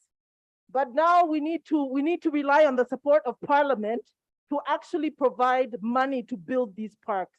And so we want to appreciate the President for that innovation. The second thing I want to appreciate the president for in this address is actually going to the point of identifying strategies for wealth creation in commercial agriculture. Therefore, he gives several models. There's the 4-acre model for those who have 4 acres, and for those who have plantations, there's also a strategy which is well defined. So I take this opportunity to appreciate the president for his State of the Nation address, and I encourage other members to support and second this motion. Thank you. Thank you. Thank you so much, Madam Speaker. I'm called Musana Eric and a member of Parliament, Buyaga East constituency.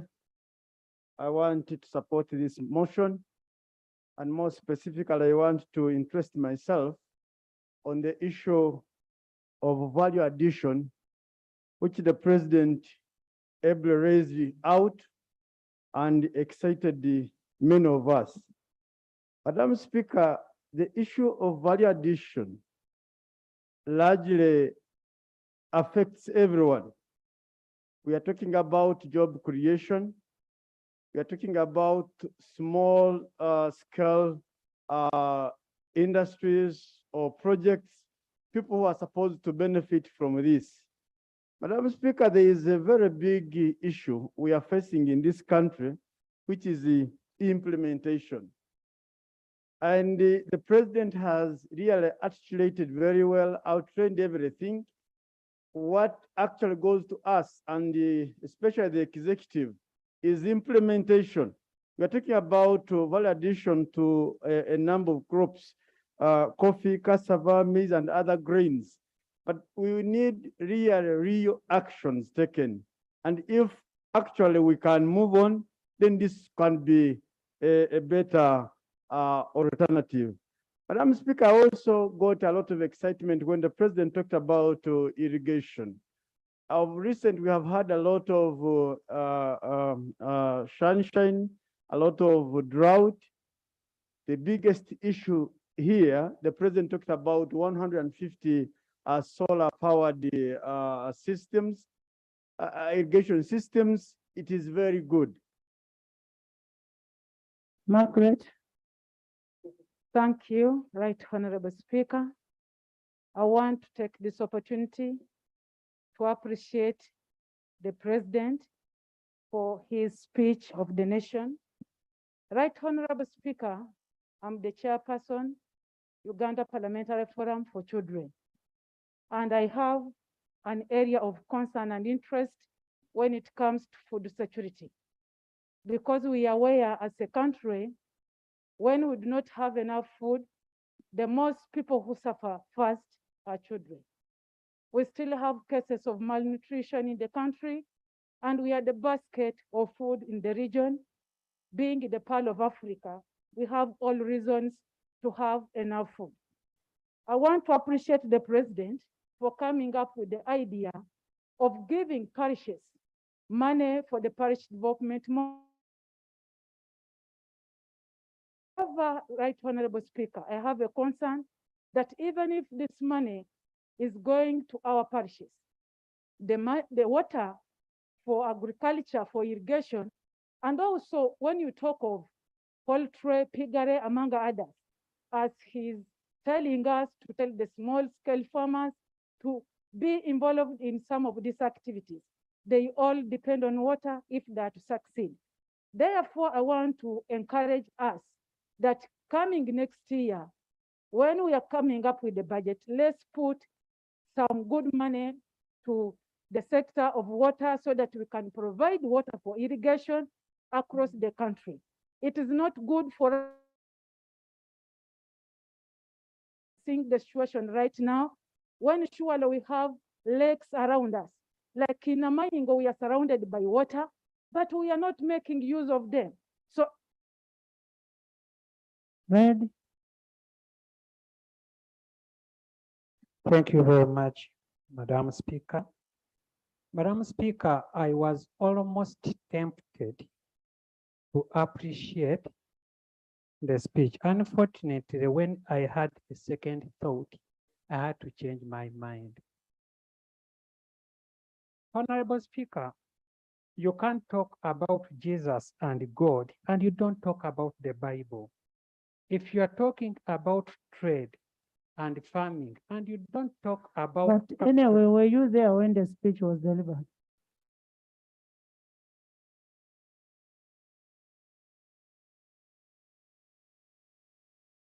So I was following 100%. So Honorable Speaker, I was on Zoom when it was taking place because it is accepted. So Honorable Speaker, when you talk about farming, Honorable Speaker, there is a point lost there. Honorable Speaker, we used to have cooperative banks and commercial banks where our traders could access loans at low interest rates. Those were abolished, and today we were left to the hands of commercial banks, which commercial banks are robbing Ugandans day and night, and they are robbing them naked or in terms of high interest rates and unfair penalties levied on Ugandans, Honorable Speaker. And then the Bank of Uganda, which is our central bank, doesn't have a clear mandate on how to regulate these commercial banks. They are robbing Ugandans naked, Honorable Speaker. They are robbing Ugandans with high interest rates, with unfair penalties, with a lot of exploitations, Honorable Speaker. How are you?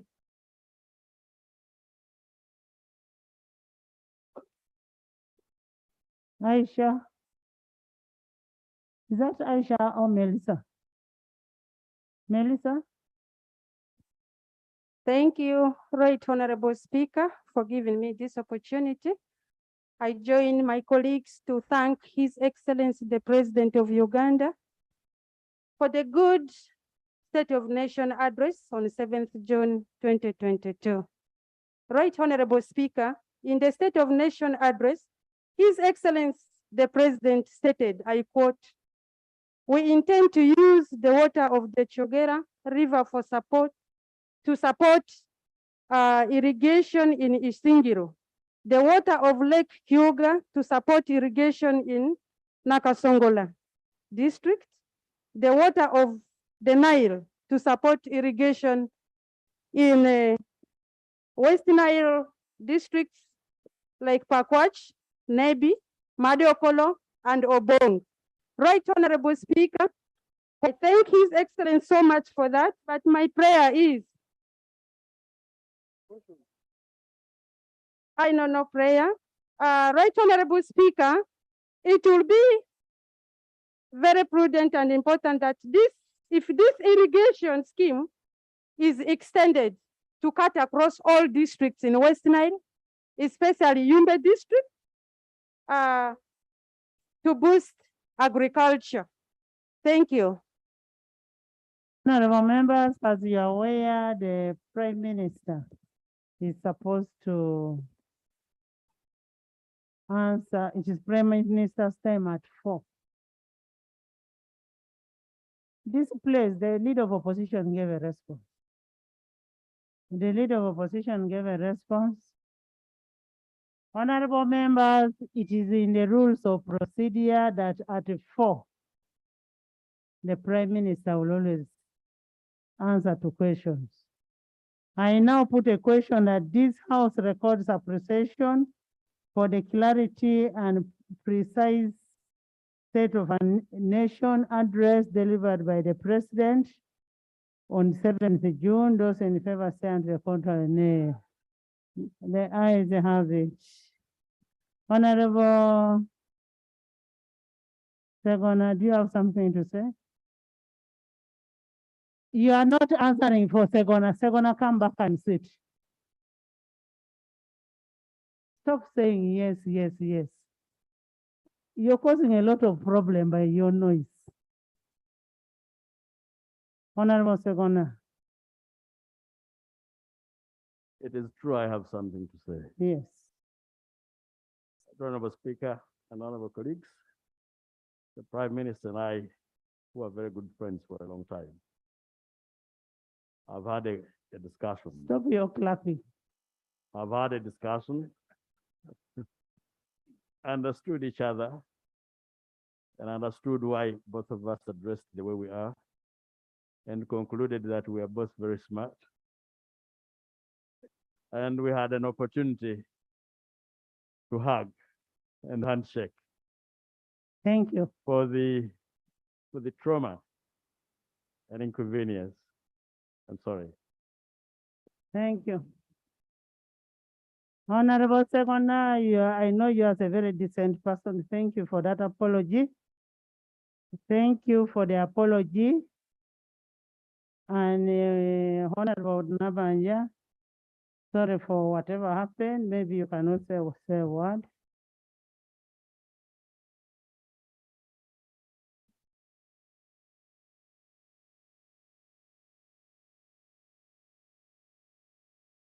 Right, Honorable Speaker and colleagues. Brother-in-law, Segona, since the 9th Parliament. We have been good friends since that time.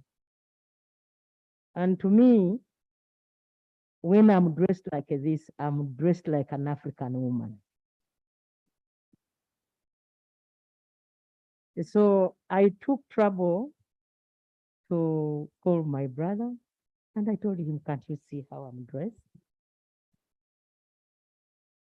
And he appreciated the style and fashion. So I want to thank you, Madam Speaker and honorable colleagues, and life continues. An attack on a woman is an attack on your mother.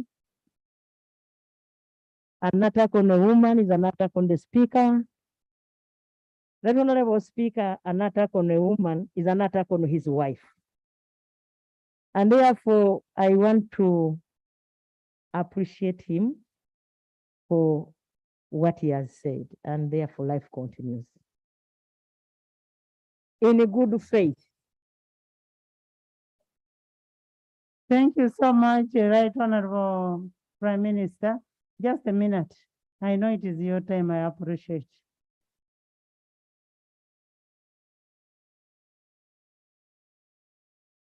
Okay, ma, next item. Item 4, statement by the Prime Minister on government business for the succeeding week, 9th to 11th August 2022.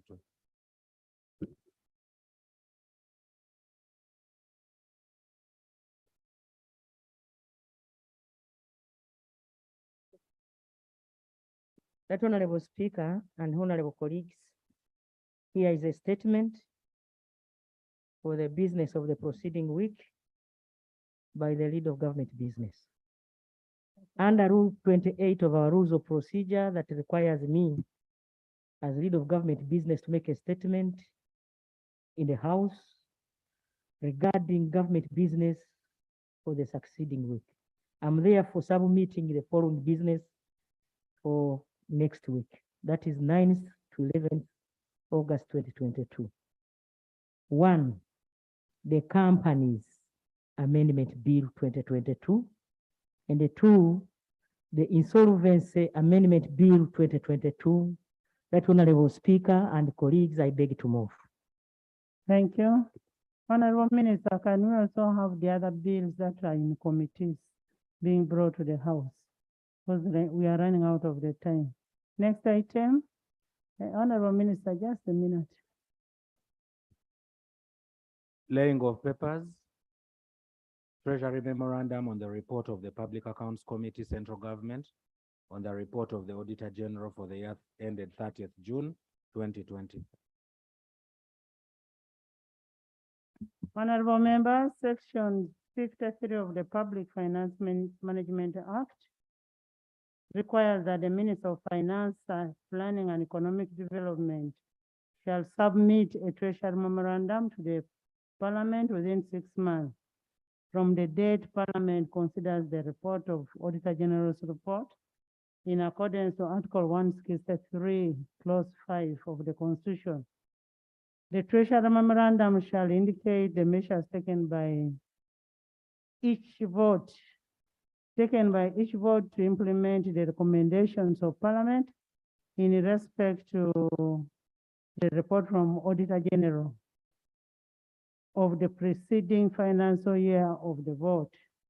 Section 13F of the National Audit Act 2008 then requires the Auditor General to audit the Treasury Memorandum as one of the final stages of the completion of the budget cycle.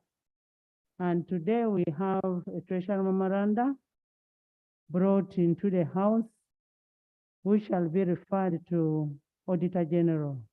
I therefore invite the Minister of Finance, Planning and Economic Development to lay on table the Treasury Memoranda.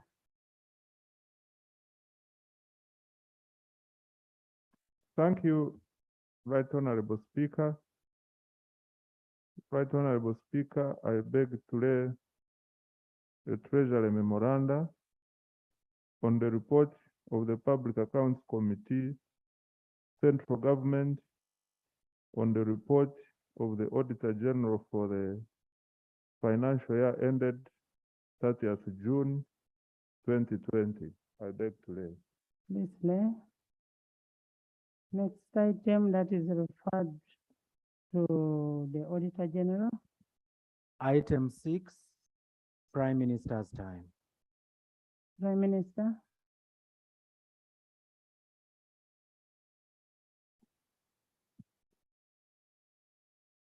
Right Honorable Speaker and colleagues, the Honorable Goretti Namuga, Member of Parliament,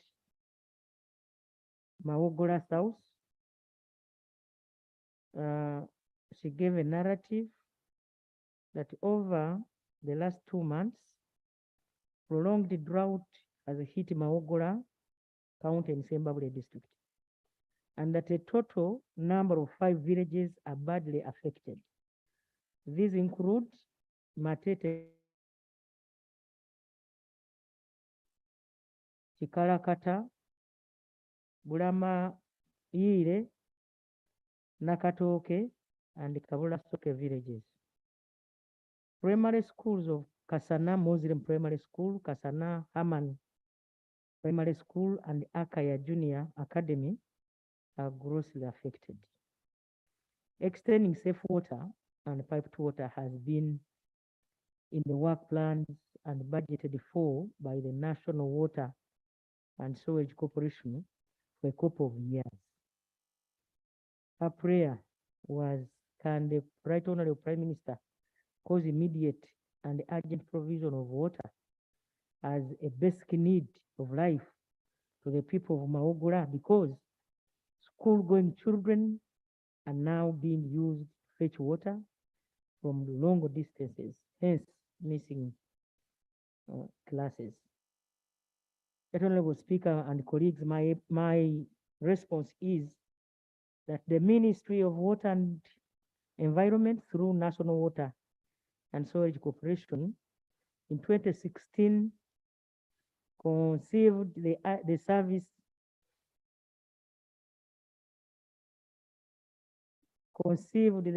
coverage acceleration project, SCAP 100, aimed at covering all villages in towns operated by National Water.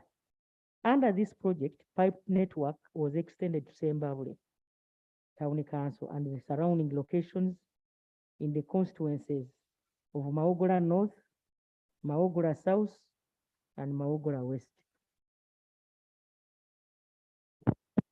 National Water operations in Sembabule cover the towns of Sembabule, Ntusi, Nabirizi, Matete, Mitete, Chavi, Rutungo, Rugusuru, and Rwebitakwe. The first conventional water supply system for Sembabule was designed to cover the contract part of Sembabule Town Council. The Sembabule town has a water supply system whose source of water is Choja River, which the rest of the schemes are served from, which all sources. The system was originally designed to produce 300,000 liters per day. The rapid population growth has, however, resulted in increased demand for water in Zimbabwe town and the surrounding areas. In order to provide a longer-term solution to the water supply challenges in Zimbabwe district, the corporation undertook a project aimed at increasing the water production capacity from 300,000 per day to 3 million liters per day. Since the commissioning of the Zimbabwe project in September 2021,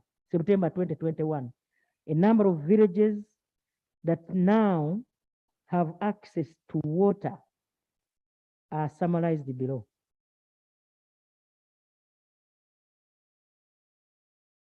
One, a reservoir tank with a capacity of 175,000 liters erected at Chabakaga, Mitete sub-county, and a booster at Katimba village. This has villages of Katimba A and B, Kasirie LC, Manyama A and B, Sangara A and B, Mitete A and B, Nabiyagi A and B, Karugukungu A and B, Kiju A and B, and Chabakaga LC. Another reservoir tank with a capacity of 100,000 liters was erected at Rwebitakuli Town Center, serving the villages of Kigundu Zone, Rwebitakuli Town Center, Nazikiti Zone, Rwebitakuli Rural, Kalinzi Zone, Ntete Town Council, and Katogo and Daiga Town. A total of 78.6 kilometers of water distribution mains have been laid. That is 26.6 kilometers in Maogola South, 24 kilometers in Maogola West, and 28 kilometers in Maogola North.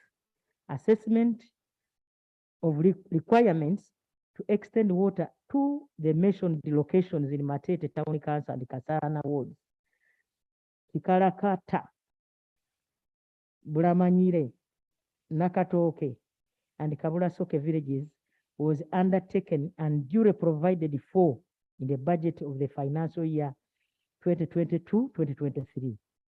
National Water Team has already met the local leadership to discuss the implementation framework and strategy. The mentioned schools of Kasana Muslim Primary School, Kasana Haman Primary School, and Akaya Junior Academy, among others, will benefit from the eminent interventions. The Ministry of Water and Environment has taken note of the affected areas and will address the water challenges as soon as that project starts. That Honorable Speaker, number 2, the Honorable Sesaga, Member of Parliament, Budadili East. He says that Mount Elgon Reserve was regazetted to create Mount Elgon National Park, and boundaries affected by 1993 from 1962 and 1968 respectively. The families living in those affected areas of Zesu, Masaba, Bugitimwa, Tegenya, Namaguru, and the Bamasifwa were to be compensated, but to date, they have never been compensated, and this has led to continuous conflicts between the communities in these areas and Uganda Wildlife Authority. Honorable Akora, I'm going to ask you to shift away from Olisib. The prayer. Oguzili. Let's give her some respect. Oh, the questions. Thank you so much, Right Honorable Speaker. Right Honorable Speaker, the question is when will these communities whose land was taken by government be compensated? And then B, why should the ministry not restrain Wildlife Authority from killing citizens along the affected areas in what they call encroachment on Wua land, yet it is still under encumbrances? My response, Right Honorable Speaker and honorable members, is that government previously undertook extensive assessment of the encroachment extent and the magnitude around Mount Elgon National Park.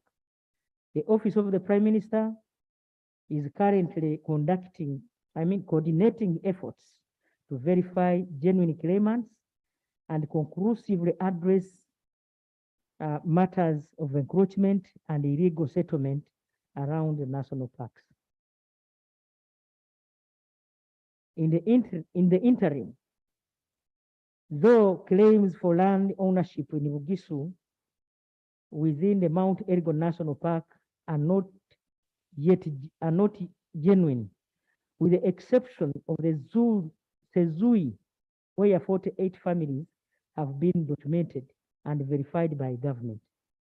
Government has temporarily settled them at the Amananga in Ibuko and Kizito in Kwen, plus the Baneti area. The communities in Masava and Bugitimwa and Legenya are encroachers in the national park.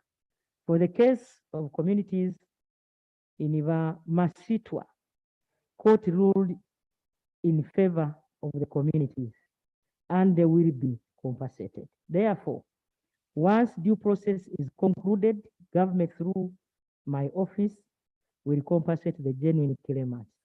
Honorable Speaker, the claims of Wua officers killing people are unsubstantiated. Any cases of killing should be reported to police for further investigations. Honorable Speaker, the Honorable Kero Geoffrey Charles, Member of Parliament, Ngoya.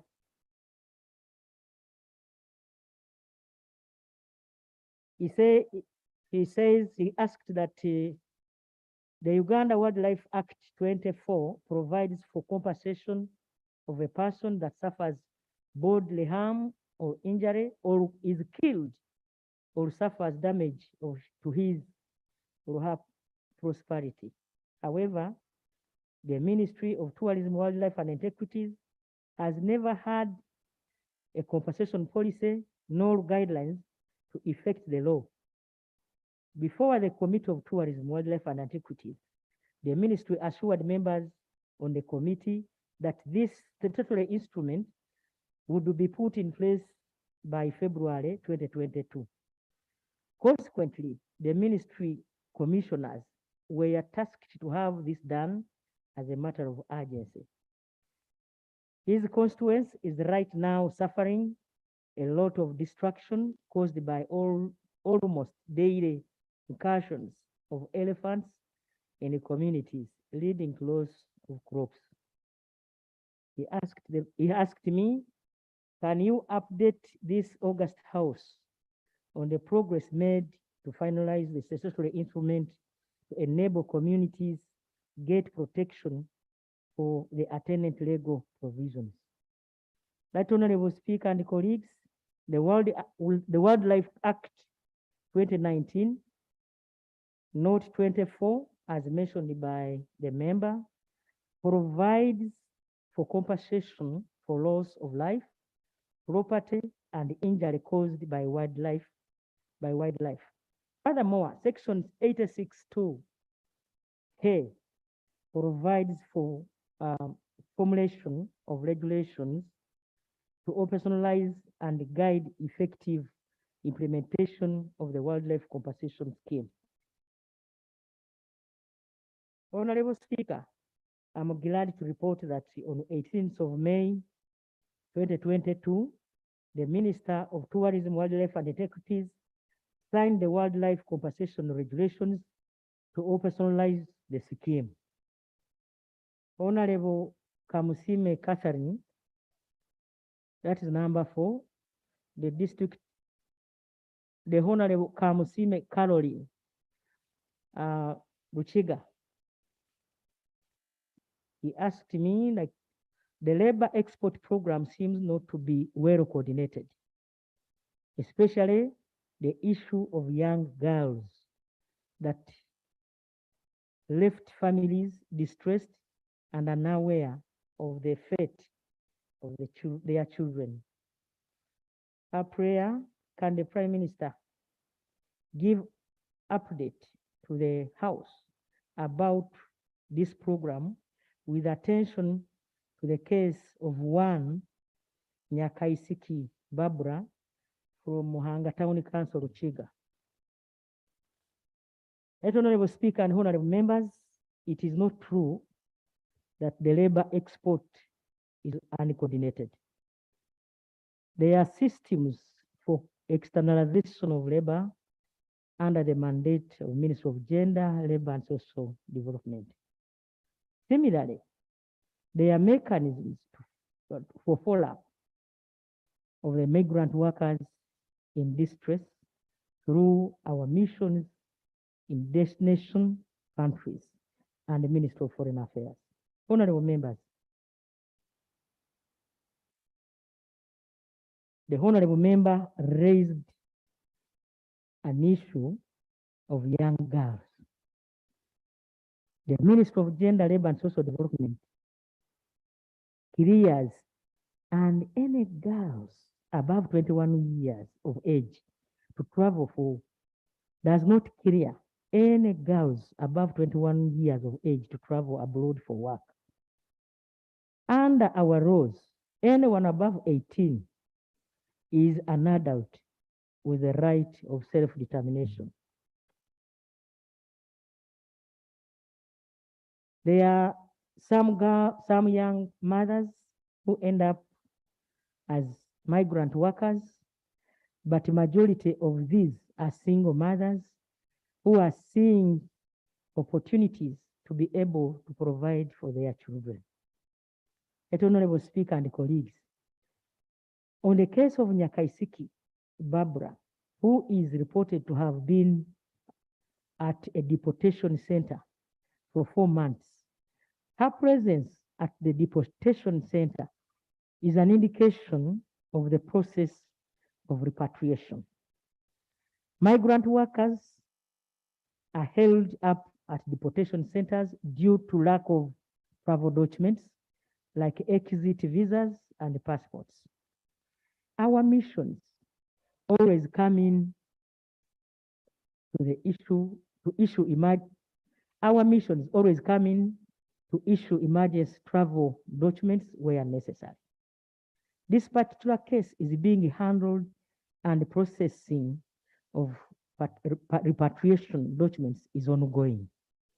Honorable Speaker, government has taken a number of measures to protect migrant workers through licensing and placement. The measures taken include: 1, revision of the law, the employment, that is recruitment of Uganda migrant workers, regulations 2022. Number 2, government has signed bilateral labor agreements with the Kingdom of Saudi Arabia. There was a meeting yesterday between the ministry and the representatives of the Kingdom of Saudi Arabia.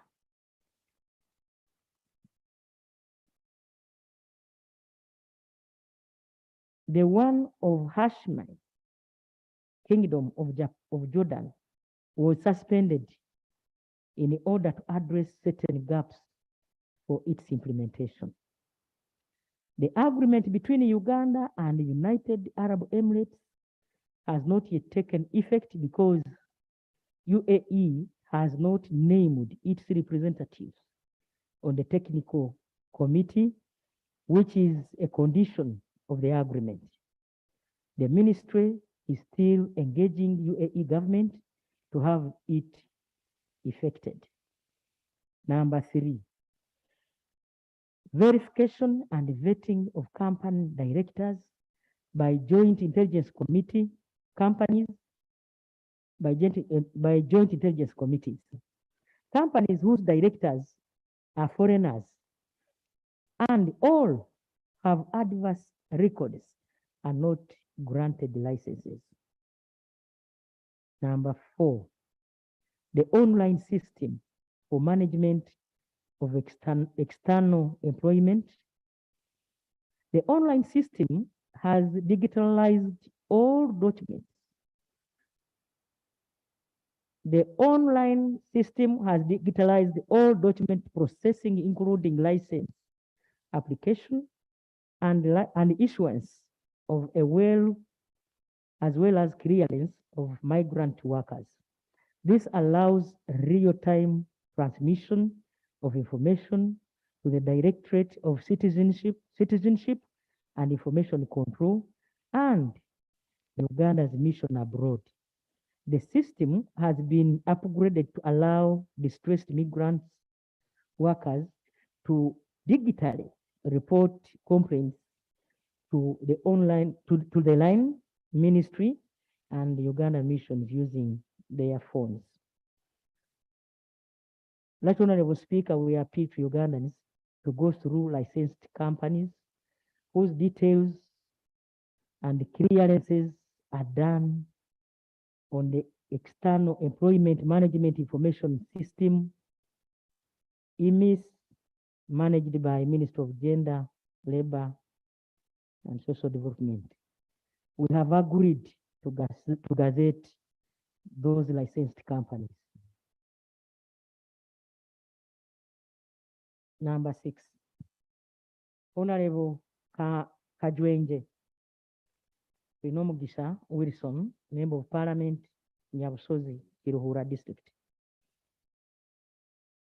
Right Honorable Prime Minister, there is a concern of tsetse fly infestation of the Western Cattle Corridor that had resulted in the loss of lives of people, animals, and livelihoods. His prayer is to update this House on the tsetse fly infestation of the Western Cattle Corridor. Honorable Speaker, government through the Ministry of Agriculture, Animal Industries and Fisheries dispatched a team of entomologists to ascertain and quantify the tsetse fly challenge in the areas mentioned by conducting a tsetse fly survey. The survey indicated the presence of tsetse flies in the gazetted villages of Chiruhura district. The survey traps were deployed in 26 villages in Inshara area. The traps caught tsetse flies and other biting flies, such as Tomax, Chrysops, Hemotopota, and Tabonides, which are also mechanical vectors of animal trypanosomosis, Nagana. The survey showed that the tsetse fly apparent densities were highest in the areas close to the park and around the lake areas, as high as 10 flies per trap per day. The tsetse fly densities reduced as one goes away from the park. Honorable Speaker and colleagues, integrated control interventions were applied, and in 2019, with the use of vector for live bell as a major tool to suppress the tsetse flies. Another tsetse fly survey was conducted in Kiruhura and the apparent Tsetse fly density has significantly reduced. Right, Honorable Speaker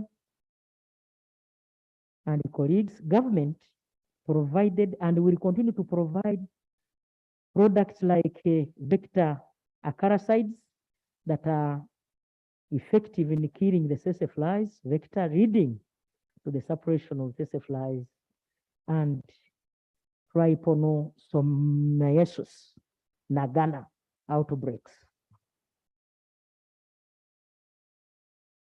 Honorable Wanda Richard, Member of Parliament, Bunkoho Central, on the rampant road carnage along the Bugisu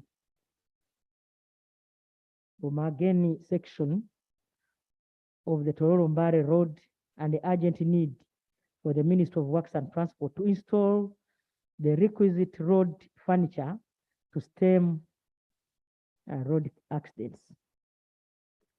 That Honorable Speaker, his prayer that the government should respond and urgently install requisite road furniture to stem road accidents on this section of the road.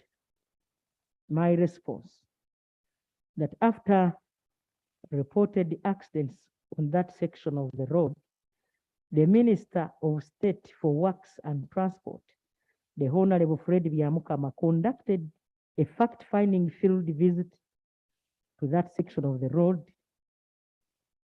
together with local leaders. The Honorable Minister was accompanied by a team of engineers and the officers from Ministry of Works, UNRA, Mbale District Local Government, the RDC, LOC 5 chairmen, COWS, area MPs, and the DPCs and also traffic of Mbale. The following recommendations were made, and some have since been effected. One was to install an adequate road signage, and two, to align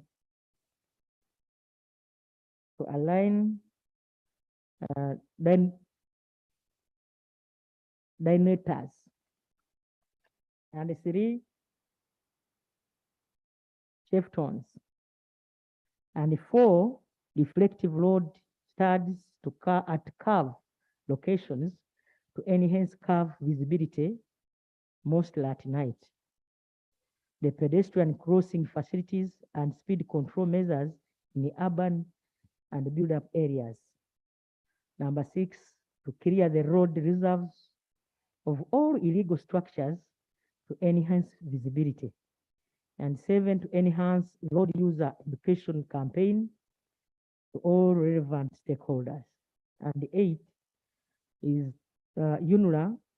Number 8, UNRA has installed humps, rambo trips, and signage at 2 locations currently. There is an ongoing 2 questions. Currently, there is an ongoing works at the 3rd location around Manafa Bridge. And the Minister of Works and Transport and UNRA have continued to carry out road user education and sensitization programs. Number 7. Right Honorable Speaker, we got another question from Honorable Sechanzi Bernard Kitio, Budiebo County, Nakasongola District. It was like, the Right Honorable Prime Minister, I would like to know why Nakasongola District, Budiebo County, cannot benefit from the water bulk project for domestic use, as well as irrigation scheme project for farming, since the above project is a government project, and the people of Budiebo County are good farmers who experience drought every year, yet they are surrounded by the Lake Choga, which is the same source of domestic water bulk project, which is ongoing now. And it can even serve farmers in terms of irrigation, where government can generate more revenue. Right Honorable Speaker, my response is that Cabinet took a decision recently to integrate water for agricultural production infrastructure, and holistically support irrigation, agriculture, livestock industry, and domestic use. A number of water harvesting and storage facilities are being constructed to promote year-round availability for agricultural production, year-round availability of water for agricultural production and other related uses. The government has taken an initiative to abstract water from lakes and rivers to support both agriculture and other domestic uses. For the case of Nakasongola district, government has been constructing many water harvesting and storage facilities in the district from Lake Choga. This has suppressed the high demand of water, mostly for livestock, despite the prolonged drought. Government has also abstracted water from River Kagera to supply the districts of Isinjiro, Rakai, and the surrounding areas. Ministry of Water and Environment provides water up to the gate, and the Ministry of Agriculture, Animal Industry and Fisheries takes it to the farm. The Ministries of Water and Environment and Agriculture, Animal Industry and Fisheries have been coordinated by my office to work together to make sure that this is effected. Right, Honorable Speaker and members, I beg to move.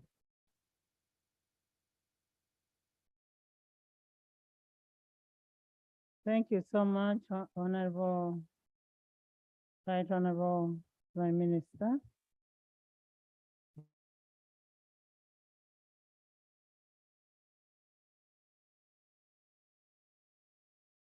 Supplementaries to the time of your closure. Dr. Bed. Thank you, Right Honorable Speaker. Right Honorable Speaker, on the 28th of April 2020, the Parliament of Uganda approved 15 cities, including Masaka, Mbalala, Liland, among others. Since that time, these cities have never received guidelines on sharing properties. The mother districts have insisted that they own the properties within the city boundaries, and they continue to occupy them. This has heavily affected service delivery within these cities.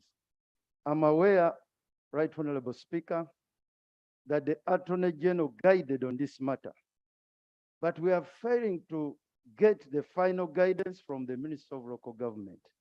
I want to ask through you, Right Honorable Speaker, that the Prime Minister prevails and ensures that we get these guidelines as fast as possible. And lastly, when are the 5 remaining cities going to be operationalized? Because they were approved by Parliament on the recommendation of the Cabinet. When are they going to be operationalized? I thank you, Right Honorable Speaker.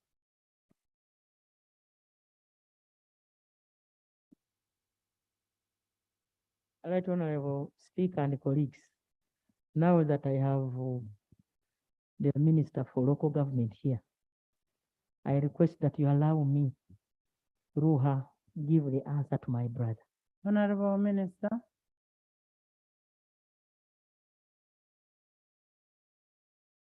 Thank you, Right Honorable Speaker.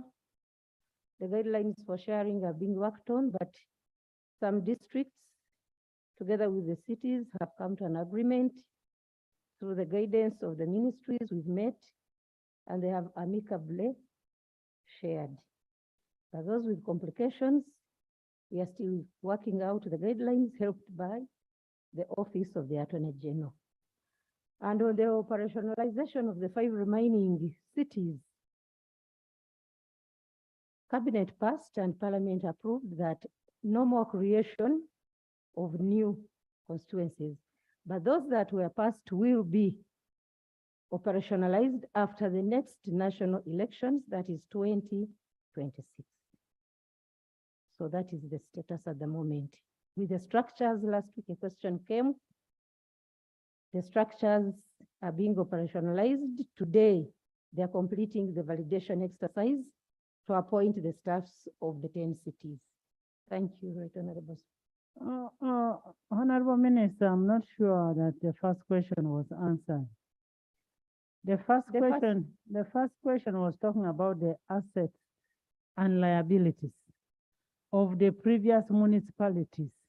If you look at Soroti municipality was as it is, but then it was divided to Soroti East, Soroti West. Now, the issue is on the assets.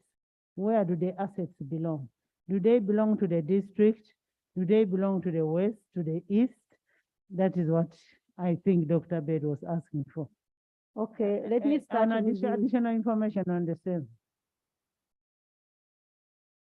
Please sit. Right, Honorable Speaker, and for the benefit of my colleague, the Minister, this issue of subdivision of local governments is even more problematic when it comes to money. In Public Accounts Committee, for example, we've been investigating some issues relating to remittance of taxes. And you find an entity that tells you we did not remit the taxes to the local governments because we were not sure where to send this money. You also find with the local government, sub-county, for example, is subdivided and a town council is created. There's a property which remains in this geographical location, and the two entities are haggling over that the residents of both entities contributed to the establishment. Now you end up creating a local government that basically houses itself under a tree. And the ministry or the government has not come out with a clear policy on the sharing arrangement, both for property and money. At some point, we almost wound up Masaka district was over pension. Because payment of pension had been decentralized, the persons who served under what was called Masaka district local government, as it was in the wider sense, the burden had been left to Masaka district local government. Yet, at the time of serving, some were serving in Sembabule, others Kalungu, etc. I think it's a matter of interest that the ministry in particular and government in general ought to take interest before we make all these subdivisions and to guide those local governments. Honorable Minister, you may not need to answer now. Go back and get all the information that is required, and then you come back and present it in the House. Because you may not have all the facts as of now. Giovanni?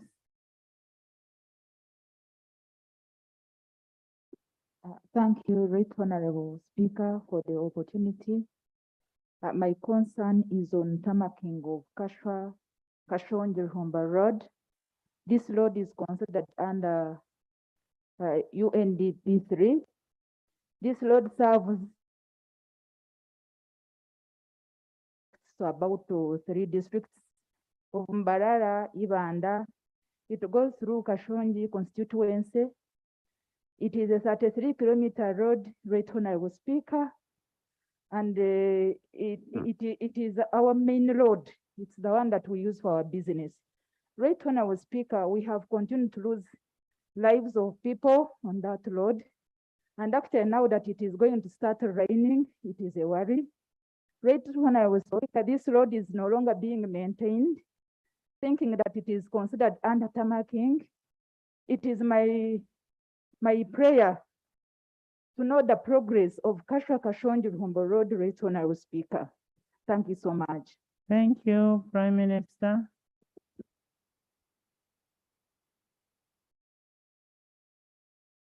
Right Honorable Speaker and colleagues, I will get reports from the Ministry of Works under UNRWA and come and report accordingly.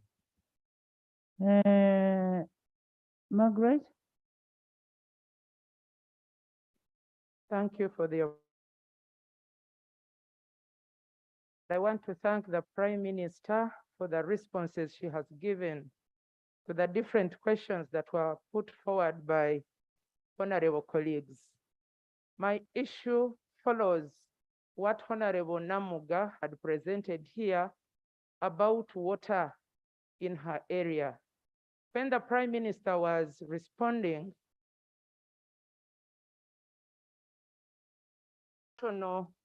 water, which is mostly supplied in urban centers. Most of us here represent rural areas where National Water and Sewage Corporation does not reach. As the rains have begun, yes, but the water still is not good for people's consumption. It's my prayer through your office, Right Honorable Prime Minister, that primary schools and secondary schools are provided with water tanks to harvest rainwater so that these children get good drinking water and they also stop from going to fetch water during class time. I beg to submit.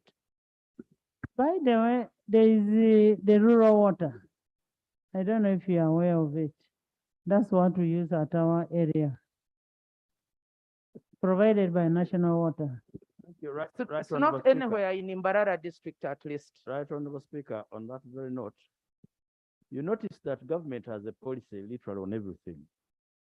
For example, in every parish, there is a health center. On another occasion, I will raise the issue of the quality of service provision in those centers. The policy on education, for example, that in every sub-county we need a secondary school. But we've not had a policy on water, especially in those areas that are not serviced by National Water and Sewage Corporation. We used to have a project called Small Towns Water Project, but even that one was limited and restricted to townships. Now, water has been stated, and from the Right Honorable Prime Minister's statement, to be a basic need. Why can't we have a policy on water? And I mean provision of water to each and every village, so that at another occasion when we are discussing the budget on water, we know how much it costs the country to have water in every village. Now the policy is simple. For example, where there are boreholes, they are serviced by MPs. They call the member of parliament. Now it stretches us, but not only stretching us.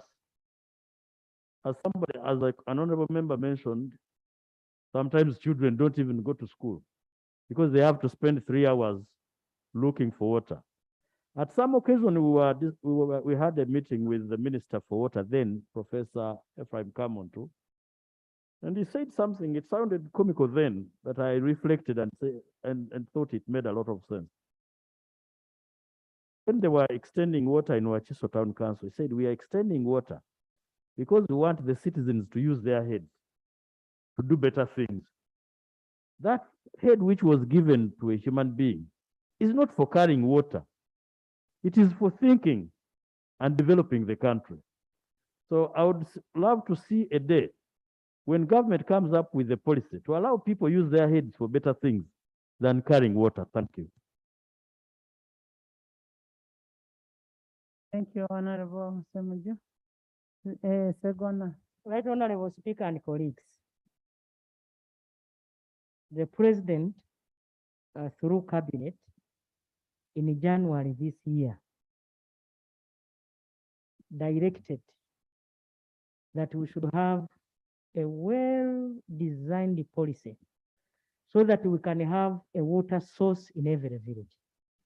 And Right Honorable Speaker, we are doing exactly that. And I promise on behalf of government that we shall provide water in every village.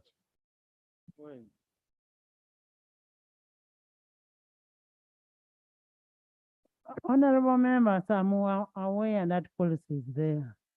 One of the beneficiaries of water in every village, maybe it's just a matter of rollover. When I talk about Bukedia, it has water in every village. There is gravity water and then is it rural water, something of the sort. That water is there, but what we need is to roll over the whole country. And how it came to my place, I don't even know.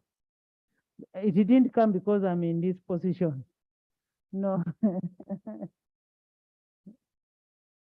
Honorable Speaker, water is so basic a need that it ought not to be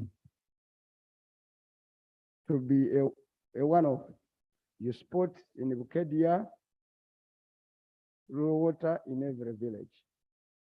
In strategic planning, Right Honorable Speaker, if government is going to roll out a secondary school in every sub-county, the question is, what are the contending environment and community issues can you address with that secondary school? Power, water. Power, yes. Okay. If you're going to have, like now you have a sub-county. If you are going to have a sub-county quota and you have so many sub-county, what are the community contending issues can you address with the building of a sub-county? So is every primary school. If you are going to build every primary school, you have so many buildings where in one rain season, you are going to harvest so much water, which we donate to Egypt for free. So the will be out of the box. So, for example, not just about seeking these boreholes.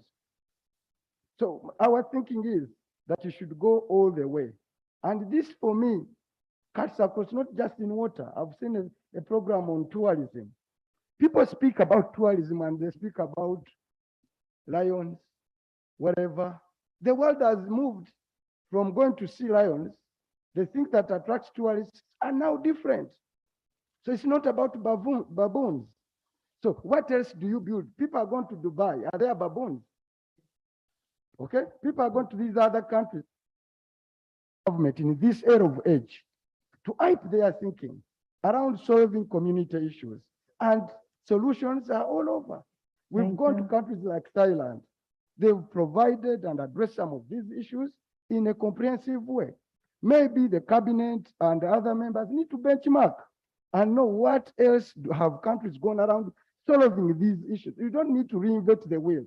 Sometimes you just need to walk around, copy, and apply. Thank you. If I could borrow a statement from the Prime Minister.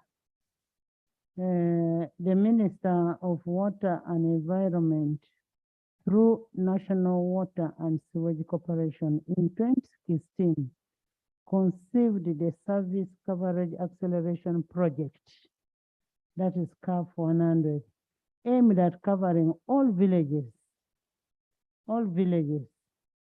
in towns being operated by national water. That is 2016. The idea is there. Everything is there. It's just the face-off.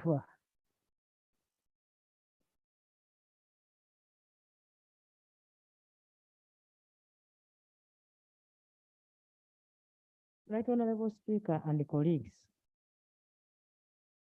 government is not only looking at water for consumption. We are also looking at water for production. Like you heard my statement, we have agreed that wherever we have bulk water production, the Ministry of Water and the Ministry of Wildlife, the Ministry of Agriculture, Wildlife for animal consumption, the Ministry of Agriculture for fisheries and also irrigation. Colleagues, you have an avenue as members of Parliament to come and help. We are all in government so that we all put our ideas together and make this country work. Thank you so much.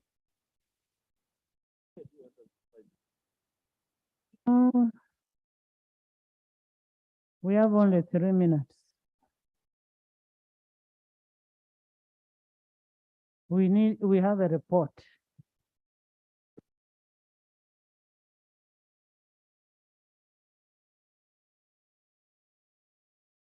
Right, Honorable Speaker, in the Prime Minister's statement, there is the one on wildlife, where I So find, you're covering the 3 minutes, so that will go to the report. yes, Remember, the rules are very clear, 1 hour. yes, right. While we're talking about people killed in wildlife parks, said that they are unsubstantiated, and therefore, and urges citizens to go and report to police for investigation. Right, Honorable Speaker, the government has the machinery, once an issue has been brought up, to do comprehensive investigation. This is about extrajudicial killing. That answer, Right Honorable Speaker, I find it fairly inadequate. Is that you should have taken a little more care to move the machinery of government to ascertain the truth. An MP has brought to the attention of government that people are being killed. This is about life. A person killed has a mother, or is a son, or is a daughter of another person. So, Right Honorable Speaker, I find your answer not fairly satisfying. I'm not going to speak a lot. The other issue that I find that I needed to react on is the one of which she touched. Please, this government, we want to urge you. Next time around, you want to create constituencies. Let it be comprehensive. The country is going to go for a national consensus. Don't bring the national consensus towards the election so that the results of it don't inform the demarcation of constituencies. We need equal representation for equal number of people. Others for affirmative action, yes, you can, that need to be addressed, but we need equal representation. Honorable Segona here represents now over almost 1 million people. Honorable Senyoni, and when you look at my constituency, it's fairly small. So we want equal representation for equal number of people. That's why democracy will have a meaning. I thank you. Thank you so much. Thank you for answering the questions ably. And I want to thank you for also answering the supplementary questions. Next item. Item 7, motion for adoption of the report of the Public Accounts Committee, Commissions, Statutory Authorities, and State Enterprises on the report of the Auditor General on the Uganda Land Commission for the financial year 2020-2021. Thank you.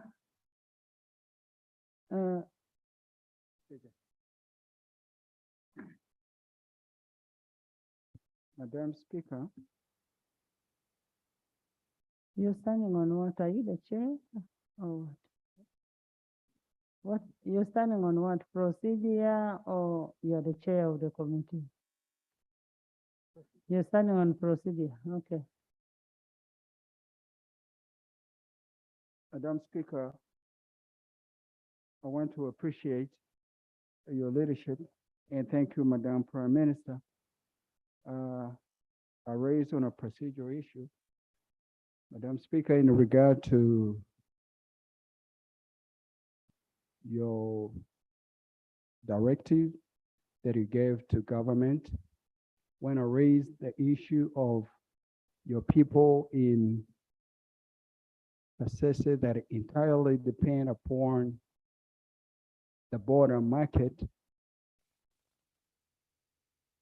Pondra Rubidia is not the only border market in Uganda. We have so many or multiple of them across the country. And Madam Speaker, I did raise here on the floor that Pondra Rubidia border market remains the only border that is still closed. And that is the only source of livelihood, especially that community. And Madam Speaker, I think it is inhumane and it borders on economic terrorism. For us as government to close a source of livelihood without putting an alternative. Madam Speaker, you did also was moved when I heard and I presented before this parliament that while other communities are allowed to sell or trade in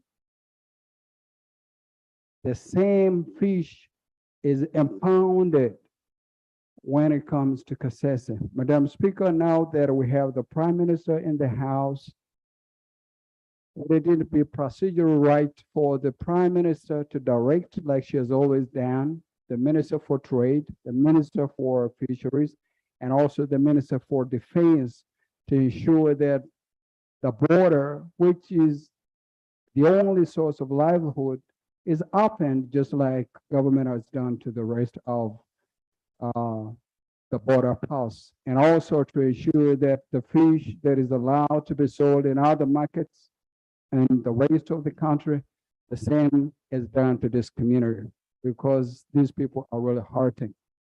They're losing property as a result of sale of their houses and land, and also the kids are not going to school, Madam Speaker.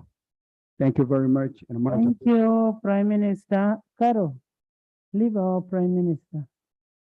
Prime Minister. Yes. Small help here. I'm just the acting law. I'll strongly, going forward, urge my side, especially when you have a report to be presented from our side, for members of us. Side can make a good case for a report they have produced. And I'll restrain especially the shadow cabinet to behave. That is leadership. Thank you. He was raising the issue of the market being closed, the fish being impounded, and the border. So he wants you to direct the minister responsible.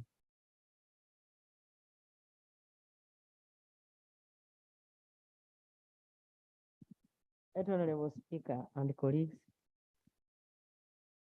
I have been following up this matter.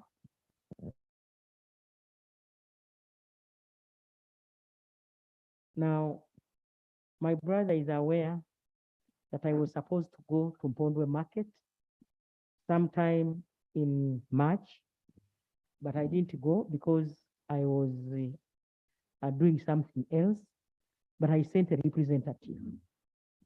The Minister of Agriculture, Animal Industry, I remember I was represented by Honorable Bright Wamirama, and the Attorney General and Minister of Trade have been on site.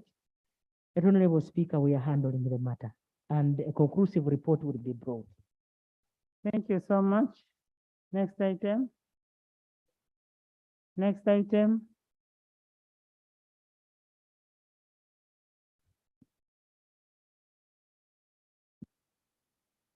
Motion for adoption of the report of the Public Accounts Committee, Commissions, Statutory Authorities, and State Enterprises on the report of the Auditor General on the Uganda Land Commission for the financial year 2020-2021.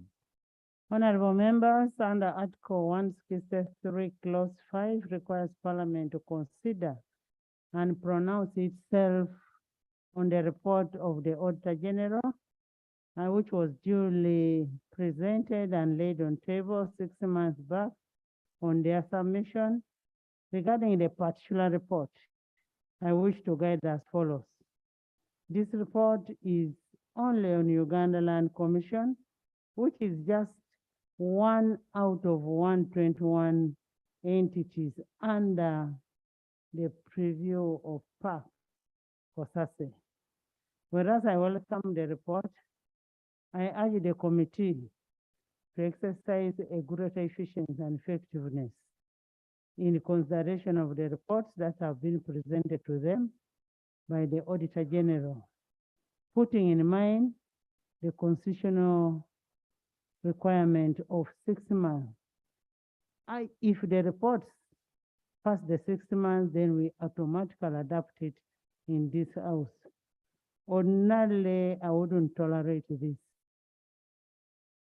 this fragmentation of the Auditor General's report, but for today, we will receive your report. And after receiving your report, I am giving you 3 weeks to report on all the other entities that are before you, and we need them in the house. Take it as a priority. In the meantime, pursuant to Rule 1815 of the Rules of Procedure, I invite the chairperson of COSASE, to present the report. We'll debate it, and then we either adapt or we don't adapt. Please, Chair. Thank you, Right Honorable Speaker. I do take your guidance, Madam Speaker. And I want to appreciate you, Madam Speaker, because I saw the letter that was written by yourself to the auditor. It's coming in December. They came this year, around April. So we did not have adequate time to start, but I'm glad you're giving us support to see to it that the Auditor General avails those reports early enough so that we start, because when the reports are not here, we are unable to start. So I thank you. Madam Speaker, I rise to present the report of the Public Accounts Committee on Commissions, Statutory Authorities, and State Enterprises, COSASE, on the report of the Auditor General on the Uganda Land Commission for financial year 2020-2021. And before I start, Madam Speaker, I beg to lay on table the original copy of the report. I also beg to lay on table minutes of our different committee meetings regarding this report. Please lay. And Madam Speaker, as you guided me, I'll not read the entire report due to time. We shared it with colleagues. I'll be skipping a couple of things here and there.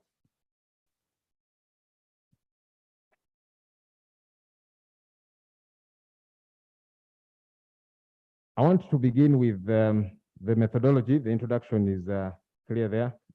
We held meetings with a couple of officials who are listed on pages 4 and 5 of the main report, as members will be following. And then we had document review. We reviewed a couple of documents. We looked at the budget performance of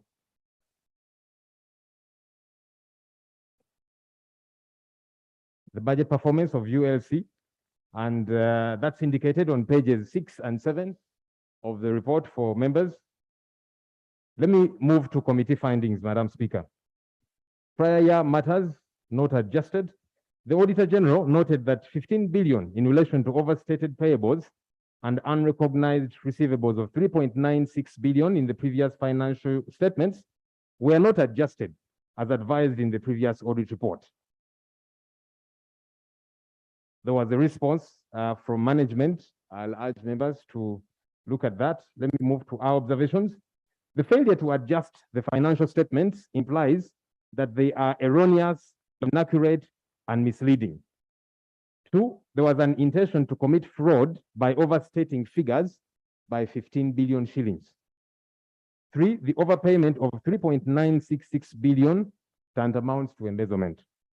Our recommendations, Madam Speaker, we recommend that Ms. Barbara Imario, the then accounting officer, and Mr. Isabi Yesiraj, the head of accounts, should be prosecuted for attempted fraud of 15 billion shillings. 2, the then accounting officer and Mr. Isabi Yesiraj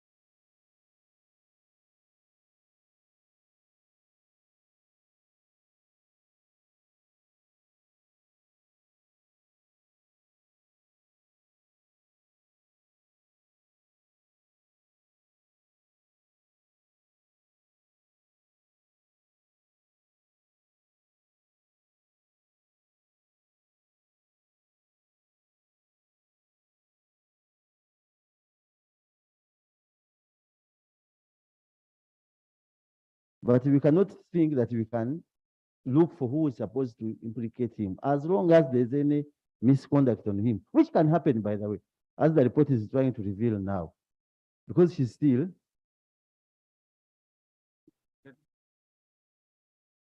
Right, Honorable Speaker, whereas is referring to the IGG Act, the minister, the person mentioned in the report, was not investigated or will not be investigated as IGG.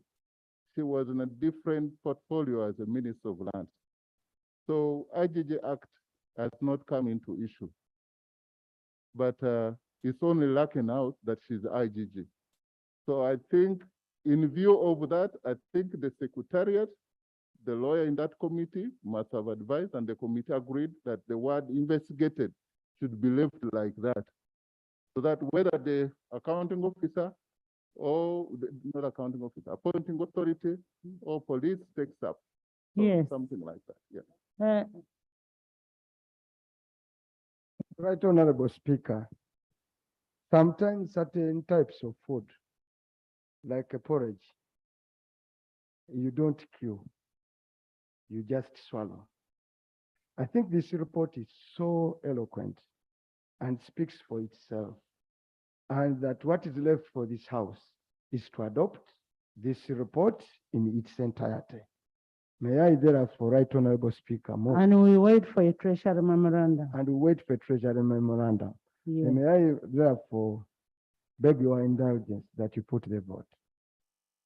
I put a question that the report of the Public Accounts Committee, COSASE, on the report of Auditor General on Uganda Land Commission financial year 2020, 2021 be adopted. Those in favor say and the counter the name. The ayes have it. You are meant tomorrow. The House is adjourned to Tuesday at 2.